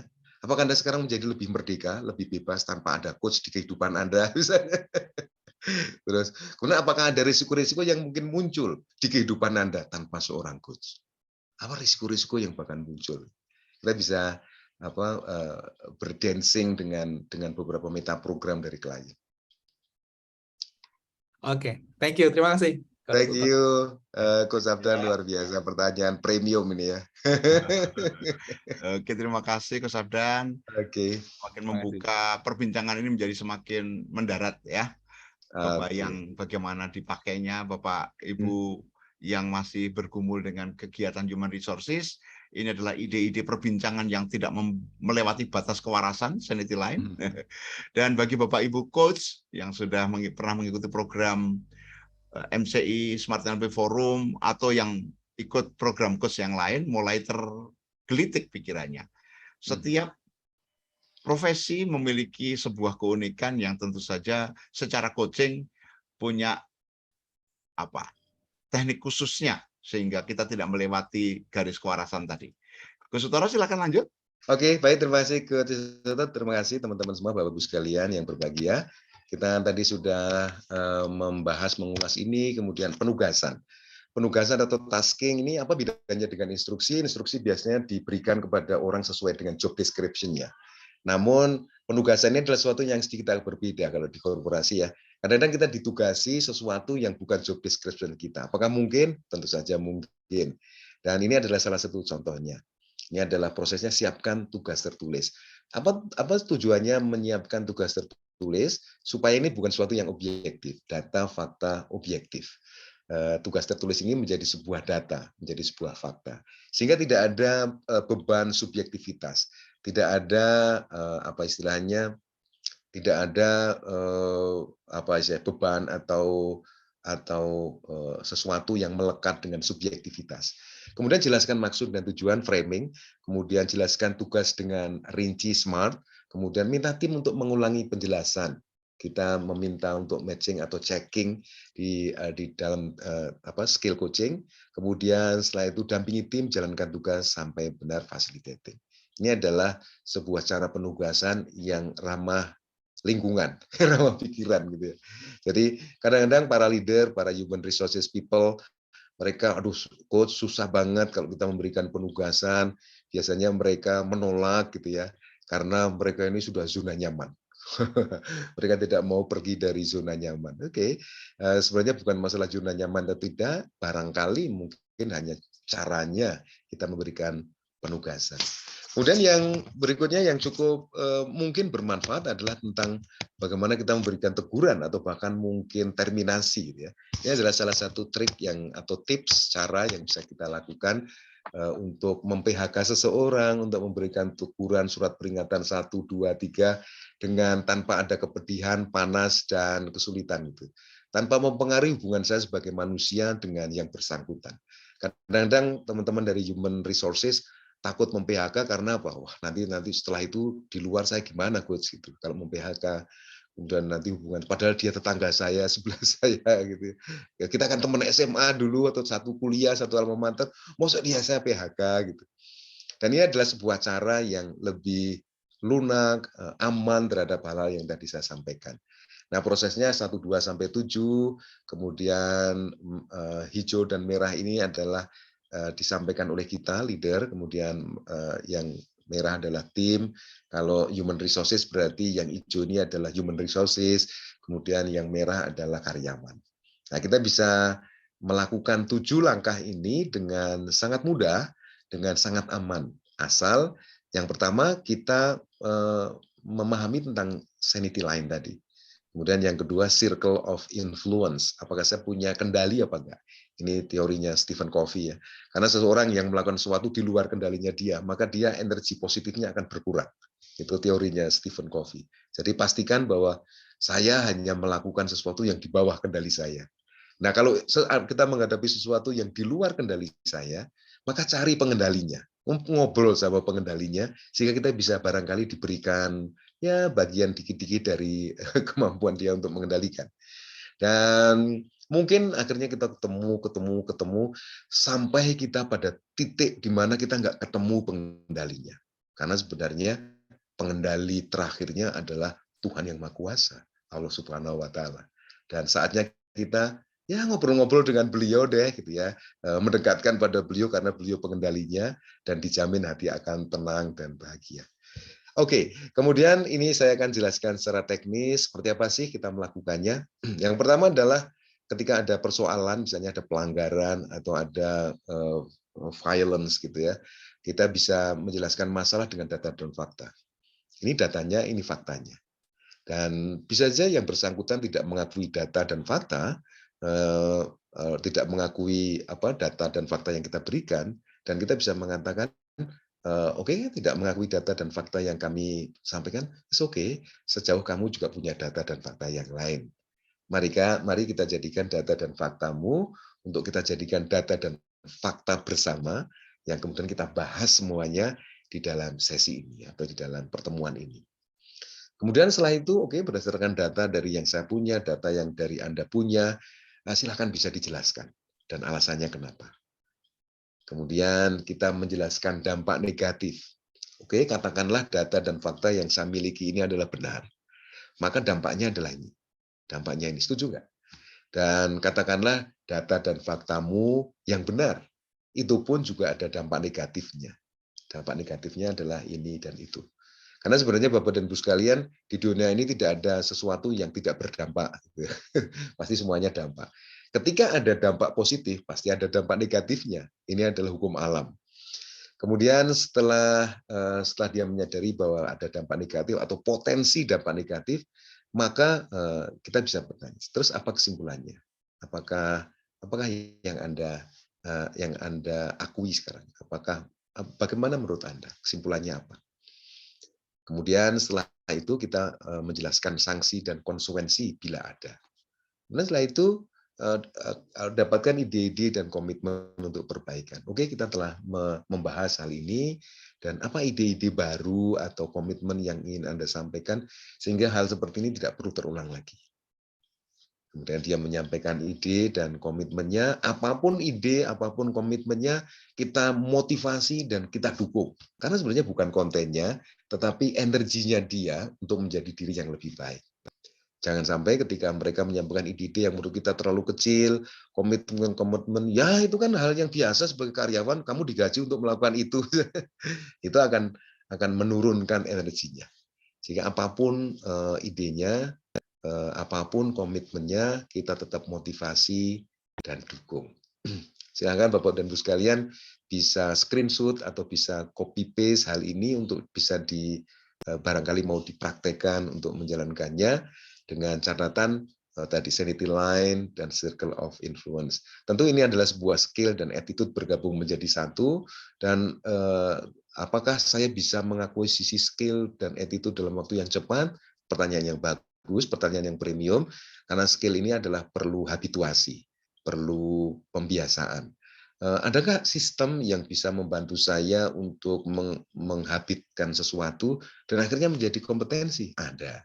Jadi tadi ilustrasi training yang disampaikan oleh Coach Istoto tadi adalah training-training yang memang tidak hanya untuk training, tetapi training yang diprogram atau didesain untuk kita mendapatkan habit, kita mendapatkan habituasi, kita membiasakan sesuatu. Sehingga akhirnya pada saat training selesai, ujian telah dilakukan, otomatis teman-teman akan mendapatkan sebuah kompetensi atau skill. Dan tadi beberapa teman-teman yang sudah lulus, alumni, juga berbagi sharing bahwa ya saya bisa melakukan itu, saya merasakan ini, merasakan itu sesuatu yang terbukti gitu ya. Yang hebat bukan kami kursusnya, tapi teman-teman yang sudi mengikutinya dan mengikuti proses yang kita sampaikan dan akhirnya pada ujungnya kompetensi itu terakuisisi. Oke, sampai di sini apakah ada pertanyaan? Iya, Bapak Ibu silakan. Maaf saya baru saja kena dampak tamparan connection. Unstable connection. Ya, jarak kita hanya selemparan batu. Ibu Tri Kartiwi, silakan Coach. Silakan Ibu Tri. Ya, ya Coach. Tadi alhamdulillah ya sangat mendalam gitu ya kalau bagi saya sesuatu yang luar biasa untuk mendapatkan ilmu pada malam ini. Yang mau saya tanyakan, tadi urutan-urutan langkah untuk misalnya kita memberikan teguran kepada seseorang begitu ya. Saya lihat mungkin itu untuk perusahaan yang bukan per keluarga gitu ya atau perorangan. Nah, bagaimana ketika kita berada di dalam perusahaan yang perusahaan keluarga gitu. Kemungkinan langkah-langkahnya tidak bisa selurus itu ya. Jadi gimana tuh Coach kalau yang model-model perusahaan keluarga? Mungkin ada intervensi gitu barangkali ya. Ada intervensi dari ownernya atau bagaimana gitu. Nah itu untuk mengatasi yang seperti itu mungkin bisa jadi terjadi perbedaan penilaian gitu ya bagi seorang HRD dengan ownernya gitu ya. Nah ketika mengatasi masalah seperti itu bagaimana? Oke, pertanyaan yang bagus, pertanyaan VVIP ini dari Putri ini ya. Berarti ini persoalannya adalah ketika owner melakukan intervensi ya Putri ya? Betul ya? Oke. Nah, ketika owner melakukan intervensi, kita lihat dulu ownernya ini melakukan intervensi seperti apa. Apakah dia melakukan intervensi dengan menabrak sanity line atau tidak gitu. Kalau dia menabrak sanity line, maka kita bisa membantu yang bersangkutan dengan mengintervensi juga gitu ya. Saya mengintervensi owner untuk tidak melakukan atau tidak menabrak sanity line.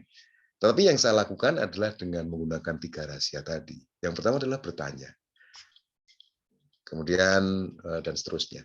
Kita bisa melakukan itu, kita bisa melakukan persuasi kepada owner kalau mau gitu ya, dengan melakukan sesuatu yang tidak menembus atau menabrak sanity line.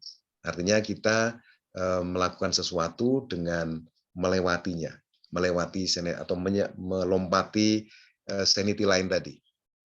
melewati sanity line itu bisa dengan tadi bertanya, bisa dengan memberikan atau meminta data dan teladan, contoh dan teladan, kemudian data fakta dan objektif. Ini kalau hubungannya dengan owner ya. Karena sekarang ini di banyak perusahaan keluarga, mereka bahkan membuat sebuah sistem. Mereka meng-hire orang dari luar untuk membantu supaya ini tidak subjektif gitu. Saya beberapa bulan terakhir ini membantu beberapa perusahaan keluarga gitu ya. Bahkan mereka ini membuat sistem sendiri, meng-hire orang dari luar untuk mengingatkan atau menjadi sebuah controller.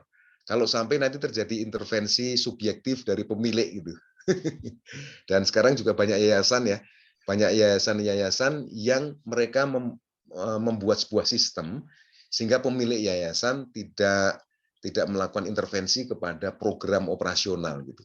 Jadi ada beberapa yayasan yang mereka membuat peraturan bahwa pemilik yayasan tidak boleh berhubungan dengan operator misalnya.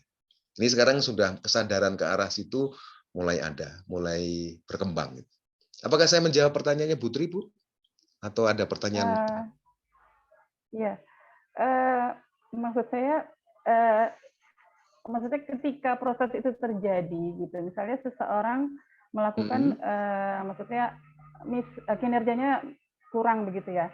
Nah, ketika ada intervensi itu kan harusnya ada solusi akhir gitu ya. Nah, mungkin karena ada misalnya intervensi dari ownernya, akhirnya yang seharusnya dilakukan tidak dilakukan. Nah, apakah itu kan memberikan dampak efek yang kurang baik juga untuk kinerja bagi orang tersebut dan orang teman-teman yang lainnya.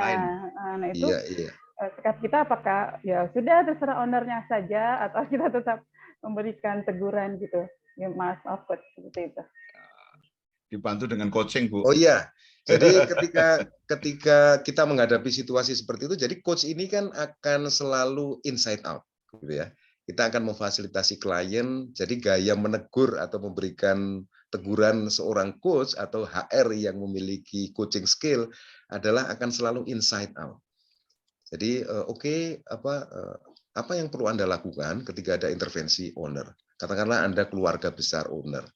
Tapi apa yang muncul dalam hati Anda, dari hati nurani Anda sebagai seorang pekerja, sebagai seorang profesional, katakanlah Anda bekerja di perusahaan yang bukan milik keluarga Anda. Ini contoh yang teknis gitu ya, untuk membawa klien supaya, atau orang yang kita tegur itu supaya bukan karena saya adalah anggota keluarga owner gitu, tetapi ya saya akan menjadi pribadi yang profesional. Jadi saya anggota keluarga atau tidak, saya akan bertanggung jawab. Saya akan profesional. Apakah menjawab pertanyaannya, Putri? Baik, jadi insight buat saya. Terima kasih. Oke. Ya, jadi kuncinya coaching skill ini adalah inside out. Jadi apakah saya adalah anaknya owner, apakah saya istrinya owner, apakah saya anggota keluarga owner, itu bagian dari kehidupan biologisnya dia gitu ya. Tetapi sebagai seorang coach, maka kita akan menanyakan insight out. Oke, Anda anaknya owner, tetapi ketika Anda melakukan hal ini, apa yang Anda pikirkan? Apa yang Anda rasakan? Dan apa yang pernah Anda lihat orang lain yang melakukan hal yang sama?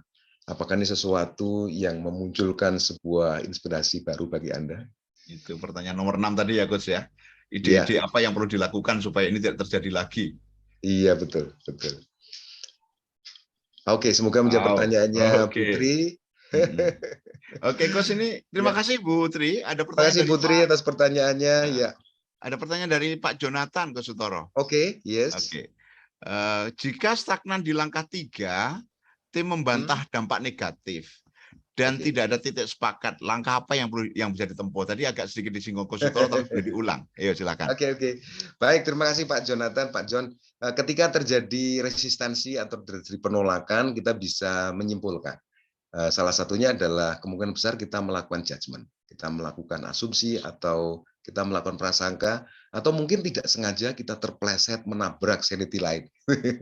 Nah, ketika kita tidak menabrak sanity line, tidak ada judgement, tidak ada prasangka, tidak ada asumsi, maka kemungkinan besar resistansi itu tidak akan ada. atau tidak ada gitu ya. Karena ketika kita tidak ada judgement, maka kita menganggap bahwa apa yang disampaikan oleh klien itu atau orang itu yang kita tegur itu benar. Dan kita minta dia untuk menjelaskan kebenarannya. Bukan karena untuk menguji atau apa istilahnya tidak mempercayai, tapi mungkin ada hal-hal yang saya salah itu. Saya sebagai penegur mungkin saja saya salah. Karena kadang-kadang kita berawal dari sebuah judgement bahwa penegur itu selalu benar. Penegur itu selalu punya otoritas. Penegur itu harus harus didengarkan gitu. Tetapi mindset kebalikannya, saya sebagai penegur bisa saja salah. Saya sebagai penegur bisa saja salah. Apa yang saya tegur bisa saja salah. Data dan fakta yang saya sampaikan bisa saja salah, dan Anda mungkin memberikan data yang lebih benar. Dan ketika kita berada di situasi seperti itu, maka klien akan merasa aman, merasa nyaman, dan di situ bukan kejar-kejaran antara polisi dengan pencuri gitu ya, tetapi kita sama-sama sebagai manusia dewasa yang mature, yang bertanggung jawab, responsible gitu ya. Oke, saya melakukan kesalahan gitu. Harapannya di proses itu bukan karena ketakutan, bukan karena ancaman. Oke, misalnya Coach Jonathan misalnya ini ya. Oke, Pak Jonathan, ya saya merasa saya bersalah. Jadi tidak ada, karena resistensi, ada dua jenis resistensi. Yang pertama adalah resistensi karena cara berkomunikasi kita yang kurang pas, membuat orang resisten. Bisa jadi orang itu sebenarnya tidak resisten, tapi cara komunikasi kita yang memancing resistensi, akhirnya orang menjadi resisten. Kemudian yang kedua, ada orang yang resisten karena value dan belief-nya. Ada orang yang akhirnya bohong misalnya, karena dia mempertahankan values-nya. Kemudian ada orang yang tidak mau disalahkan misalnya, hanya karena dia mempertahankan belief-nya. Ini resistensi dari dalam. Nah, caranya adalah dengan mengakui values itu. Oke, itu adalah values yang bagus. Anda ingin menjadikan diri Anda ingin terlihat sebagai seseorang yang terbaik. Kemudian yes, belief Anda ini pasti benar menurut Anda. Dan saya memahaminya, saya mengakuinya. Dan Anda bisa jelaskan kenapa Anda demikian meyakininya bahwa belief itu benar. Dan pertanyaan ini, pertanyaan yang tidak disadari oleh klien, ini adalah salah satu pertanyaan belief cracker. Jadi ada belief cracker. Bagaimana kita bisa mengcrack belief dengan pertanyaan, kalau boleh tahu, mungkin bisa dijelaskan ke saya, bagaimana Anda demikian yakin dengan kebenaran ini? Ini belief cracker yang paling lunak ya, Coach Abdan. Oke, semoga apakah menjawab pertanyaannya Pak John? Pak Jonathan, silakan. Semoga menjawab. Ataukah ada pertanyaan lanjutan? Silakan. Pak Untoro, terima kasih untuk tanggapannya. Sama-sama. Saya pernah menghadapi situasi seperti ini, Pak. Memang akhirnya apa ya, Pak? Kalau kita nggak cukup sabar untuk menanggapi itu, lama-lama arahnya ke debat kusir gitu ya, atau bahkan bisa berujung ke adu otot, Pak. Nah, dulu yang pernah saya lakukan sih Pak, ketika tidak ada titik temu, saya nggak maksain untuk lanjutin sih Pak. Jadi kayak kita main catur itu partai tunda dulu lah, karena saya merasa situasinya udah tidak kondusif gitu ya Pak. Sudah apa emosi yang bermain daripada rasional gitu. Nah cara seperti itu benar nggak Pak? Cuman yang kedua, kalau benar, sebaiknya kapan ya Pak saya harus mengadakan pertemuan lagi untuk melanjutkan pembahasan ini dengan strategi yang baru seperti apa Pak? Karena kan masing-masing kalau udah pertemuan ini kan kayak menyimpan apa ya bara ya Pak. Nah itu gimana Pak supaya nggak apa ya nggak terbakar gitu. Makasih. Oke, wow, terima kasih Pak Jonathan. Jadi yang pertama, apakah itu strategi yang benar? Benar banget. Jadi ketika sudah sampai pada level itu, sebenarnya itu boleh dipastikan bahwa itu nggak bisa diteruskan. Kalau diteruskan yang tadi akan terbakar gitu ya, akan terjadi masalah dengan fisik, dengan masalah bara dan sebagainya. Nah, pertanyaannya adalah sampai kapan? Sampai kapan bisa tergantung bagaimana kita mengelola self leadership. Jadi self leadership ini adalah bagaimana kita mengolah hati dan pikiran sehingga kita punya space yang cukup. Biasanya saya 50-90% gitu ya. Karena ketika space kita tinggal 1%, setengah persen, bahkan 0,1% gitu ya. Bahkan masalah yang paling sederhana pun gitu ya, kita tersinggung gitu. Kita mau keluar, pintunya belum dibuka, kita nabrak pintu, yang disalahin pintunya.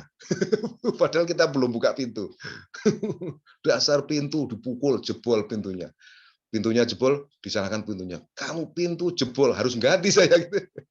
Karena space kita tinggal beberapa persen gitu. Nah, kapan kita perlu mengulangi lagi adalah ketika space-nya sudah minimal 50% kita. Artinya kita sudah bisa mengelola self leadership kita. Kita bisa mengolah hati dan pikiran kita. Sejauh space kita masih sangat minimal, di bawah 50%, menurut saya jangan ketemu dulu, dan ya kita bekerja dengan diri kita sendiri, bagaimana saya supaya self leadership saya 50% ke atas gitu. Karena sepinter-pinternya siapapun, sebijaksananya siapapun, kalau self leadership kita atau space kita ini turun ya, maka kita menjadi tidak bisa berfungsi normal sebagai seorang manusia. Semoga menjawab pertanyaannya Pak Jonathan, atau ada pertanyaan lanjutan Pak John? Pak Untoro, terima kasih. Oke, terima kasih banyak untuk pertanyaannya.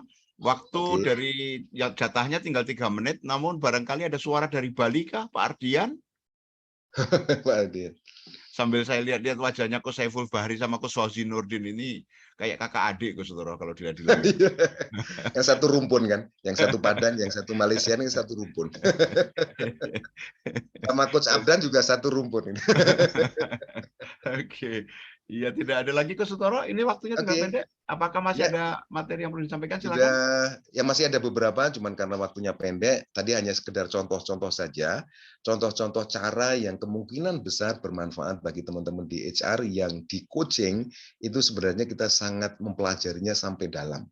Bahkan tadi yang barusan ditanyakan oleh Pak John tentang self leadership, kita bahkan mempelajarinya sangat dalam. Bagaimana kita mengelola hati, mengelola pikiran, tidak kemudian karena kita juga nanti akan mengelola hati dan pikirannya klien, bagaimana supaya space kita 50-90%, dan teman-teman para coach, baik yang belum ujian maupun sudah ujian, merasakan. Ketika mau ujian, mau melakukan coaching, ketika space-nya kecil banget, biasanya video coaching-nya kelihatan. Terus ada beberapa peserta yang kontak saya, Coach boleh nggak Coach videonya saya ganti? Oh ya nggak apa-apa gitu ya, menunggu sampai space-nya 50-90%, it's okay. Dan ini ketika dipraktekkan di dunia ke-HR-an tentu akan sangat bagus. Bagaimana saya melatih diri untuk mendapatkan space 50-90%. Dan teman-teman yang tertarik untuk mempelajari hal ini, hal yang sangat bermanfaat ini, silakan seperti yang tadi disampaikan oleh Coach Istoto, silakan bisa kontak Mas Andi, Coach Istoto, atau saya untuk ngikutin program kursus professional coach training, di mana kita nanti akan belajar banyak tentang skill-skill coaching yang insya Allah akan bermanfaat di dalam dunia ke-HR-an. Tidak hanya ke-HR-an di korporasi, tetapi juga ke-HR-an di masyarakat, di keluarga, di sekolah, dan di beberapa tempat yang memang di sana banyak human resources-nya. Bapak dan Ibu sekalian, sebagai kalimat penutup dari saya mengucapkan terima kasih yang tak terhingga kepada Bapak dan Ibu sekalian yang luar biasa ya. Dari awal hingga akhir saya melihat tidak ada yang bergeming sedikit pun, tidak ada yang pergi dari ruangan Zoom ini, dan ini tentu sesuatu penghormatan bagi kami. Kami sangat mengapresiasi juga semangat belajar dari Bapak Ibu sekalian. Semoga kita bisa bertemu kembali di forum-forum yang mirip-mirip seperti ini, dan saya diizinkan untuk belajar dengan Bapak Ibu sekalian. Kemudian hari ini kita belajar tentang coaching skills for human resources, dan dari apa yang telah kita bahas dari awal hingga akhir, paling tidak ada 3 kesimpulan yang bisa kita ambil. Yang pertama adalah bahwa human resources area sangat berhubungan dengan masalah komunikasi. Kemudian yang kedua, human resources area ini sangat berhubungan dengan pikir, rasa, ucap, laku. Tidak hanya pikiran, tapi perasaan, ucapan, dan perilaku. Sehingga karena domainnya adalah pikir, rasa, ucap, laku, maka kita perlu punya skill untuk mengelola pikir, rasa, ucap, laku. Dan yang ketiga, tadi ada beberapa contoh yang telah kita lihat bersama-sama, bahwa banyak hal-hal sederhana di dalam praktek coaching yang bisa kita manfaatkan di dunia ke-HR-an sebagai low hanging fruits yang bisa kita manfaatkan dengan cepat untuk mendapatkan hasil yang berbeda. Mohon maaf bila ada hal yang kurang berkenan, yang tentu saja tidak saya sengaja, saya yang mungkin tutur kata saya kurang membuat Bapak Ibu berkenan, mohon maaf. Dan sebelum saya kembalikan lagi ke Coach Toto, saya tutup dengan alhamdulillahirobbilalamin. Wabillahi taufiq wal hidayah. Assalamualaikum warahmatullahi wabarakatuh. Waalaikumsalam warahmatullahi wabarakatuh. Kita terima kembali energi yang tadi kita sampaikan dan sudah dikembalikan oleh Coach Sutoro banyak sekali. Mari kita berterima kasih kepada beliau, teman-teman. Terima kasih Coach Sutoro. Iya, sentilan, ide, pencerahan, apalagi ya, banyak ide-ide yang kemudian apa yang perlu dilakukan, termasuk ide untuk mau belajar lebih tentang coaching. Silahkan training NLP Professional Coach untuk batch kedua mendasari semua training-training untuk lebih spesifik nantinya. Karena dalam NLP Professional Coach itu dipelajari beberapa model terkait dengan tadi termasuk self leadership tadi ya, penguasaan diri itu ada di sana. Maka terima kasih banyak seperti Coach Sutoro sampaikan kepada kita semua, dan terima kasih kepada Coach Sutoro. Terima kasih Malaysia, terima kasih Labuan Bajo, terima kasih Padang, terima kasih Balikpapan, terima kasih tadi Labuan Bajo yang saya sebut ya. Padahal Romo Gius. Iya, Hokeng. Kemudian ada dari Bajawa. Balikpapan, Bogor. RD Gabriel itu dari Bajawa, Coach, dari Flores. Bajawa ya. Dan dari teman-teman dari Riau, sekitaran, iya. Padang. Dari Bali ada. Dari Bali. Ya, luar biasa. Dari ya. Kendari. Kendari Coach 2, bukan Kendari, Coach. Itu dari Sulawesi Barat, Polman. Sulawesi Barat. Oh, Poliwali Mandar ya. Pak Edi dan istri, Ibu Ermayanti. Terima kasih. Oh, itu dua-duanya ada tuh. Karanganyar, ada Karanganyar juga, Coach. Karanganyar, Pak Imam. Dari Polman itu satu rumah 2 orang tampil tuh, luar biasa. Pembelajar yang luar biasa. Pak Edi dan Coach Ermayanti, terima kasih. Baik, Bapak Ibu sekalian, terima kasih sekali lagi untuk perhatian, interaksi, dan semoga semua yang kita lakukan malam hari ini bermanfaat untuk Anda dan kita semakin bisa menambahkan kemampuan untuk beramal lebih banyak lagi dan kita diridhoi untuk selalu sehat dan semakin lancar sukses. Maaf jika ada yang kurang berkenan. Waktu saya kembalikan kepada Pak Aris Kurniawan. Silakan Pak Aris, terima kasih banyak. Terima kasih Coach Toto. Bapak Ibu, tidak terasa kita sudah 2 jam ya di sini dan tentu saja masih banyak hal yang penasaran. Ada beberapa hal yang mau saya sampaikan sebagai panitia dari Professional Coach Training untuk batch yang ketiga. Saya minta Mas Andi mungkin share informasinya. Ya, Bapak Ibu, kami masih membuka pendaftaran untuk NLP Professional Coach Training yang ketiga. Kita akan mengadakan kegiatan ini di tanggal 5 Agustus sampai dengan 9 Oktober karena ada 20 kali pertemuan. Nah, untuk biaya yang Bapak Ibu bisa investasikan sebesar 4 juta. Mungkin nanti kalau ada hal-hal yang lain akan kami sampaikan informasi lebih lanjut. Jadi Bapak Ibu yang sudah tergabung di grup Smart NLP Forum, mohon tidak keluar dari grup agar kami juga bisa menginformasikan beberapa hal penting yang mungkin akan kami update setiap saat. Dan tentu saja terima kasih atas kehadirannya pada malam hari ini, atensinya dan juga kesediaan Bapak Ibu meluangkan waktu. Sebelum kita mengakhiri, kita akan foto sejenak supaya saya mendokumentasikan dan saya mohon izin untuk kami bagikan ini di sosial media Smart NLP Forum. Ada 1 slide di depan saya.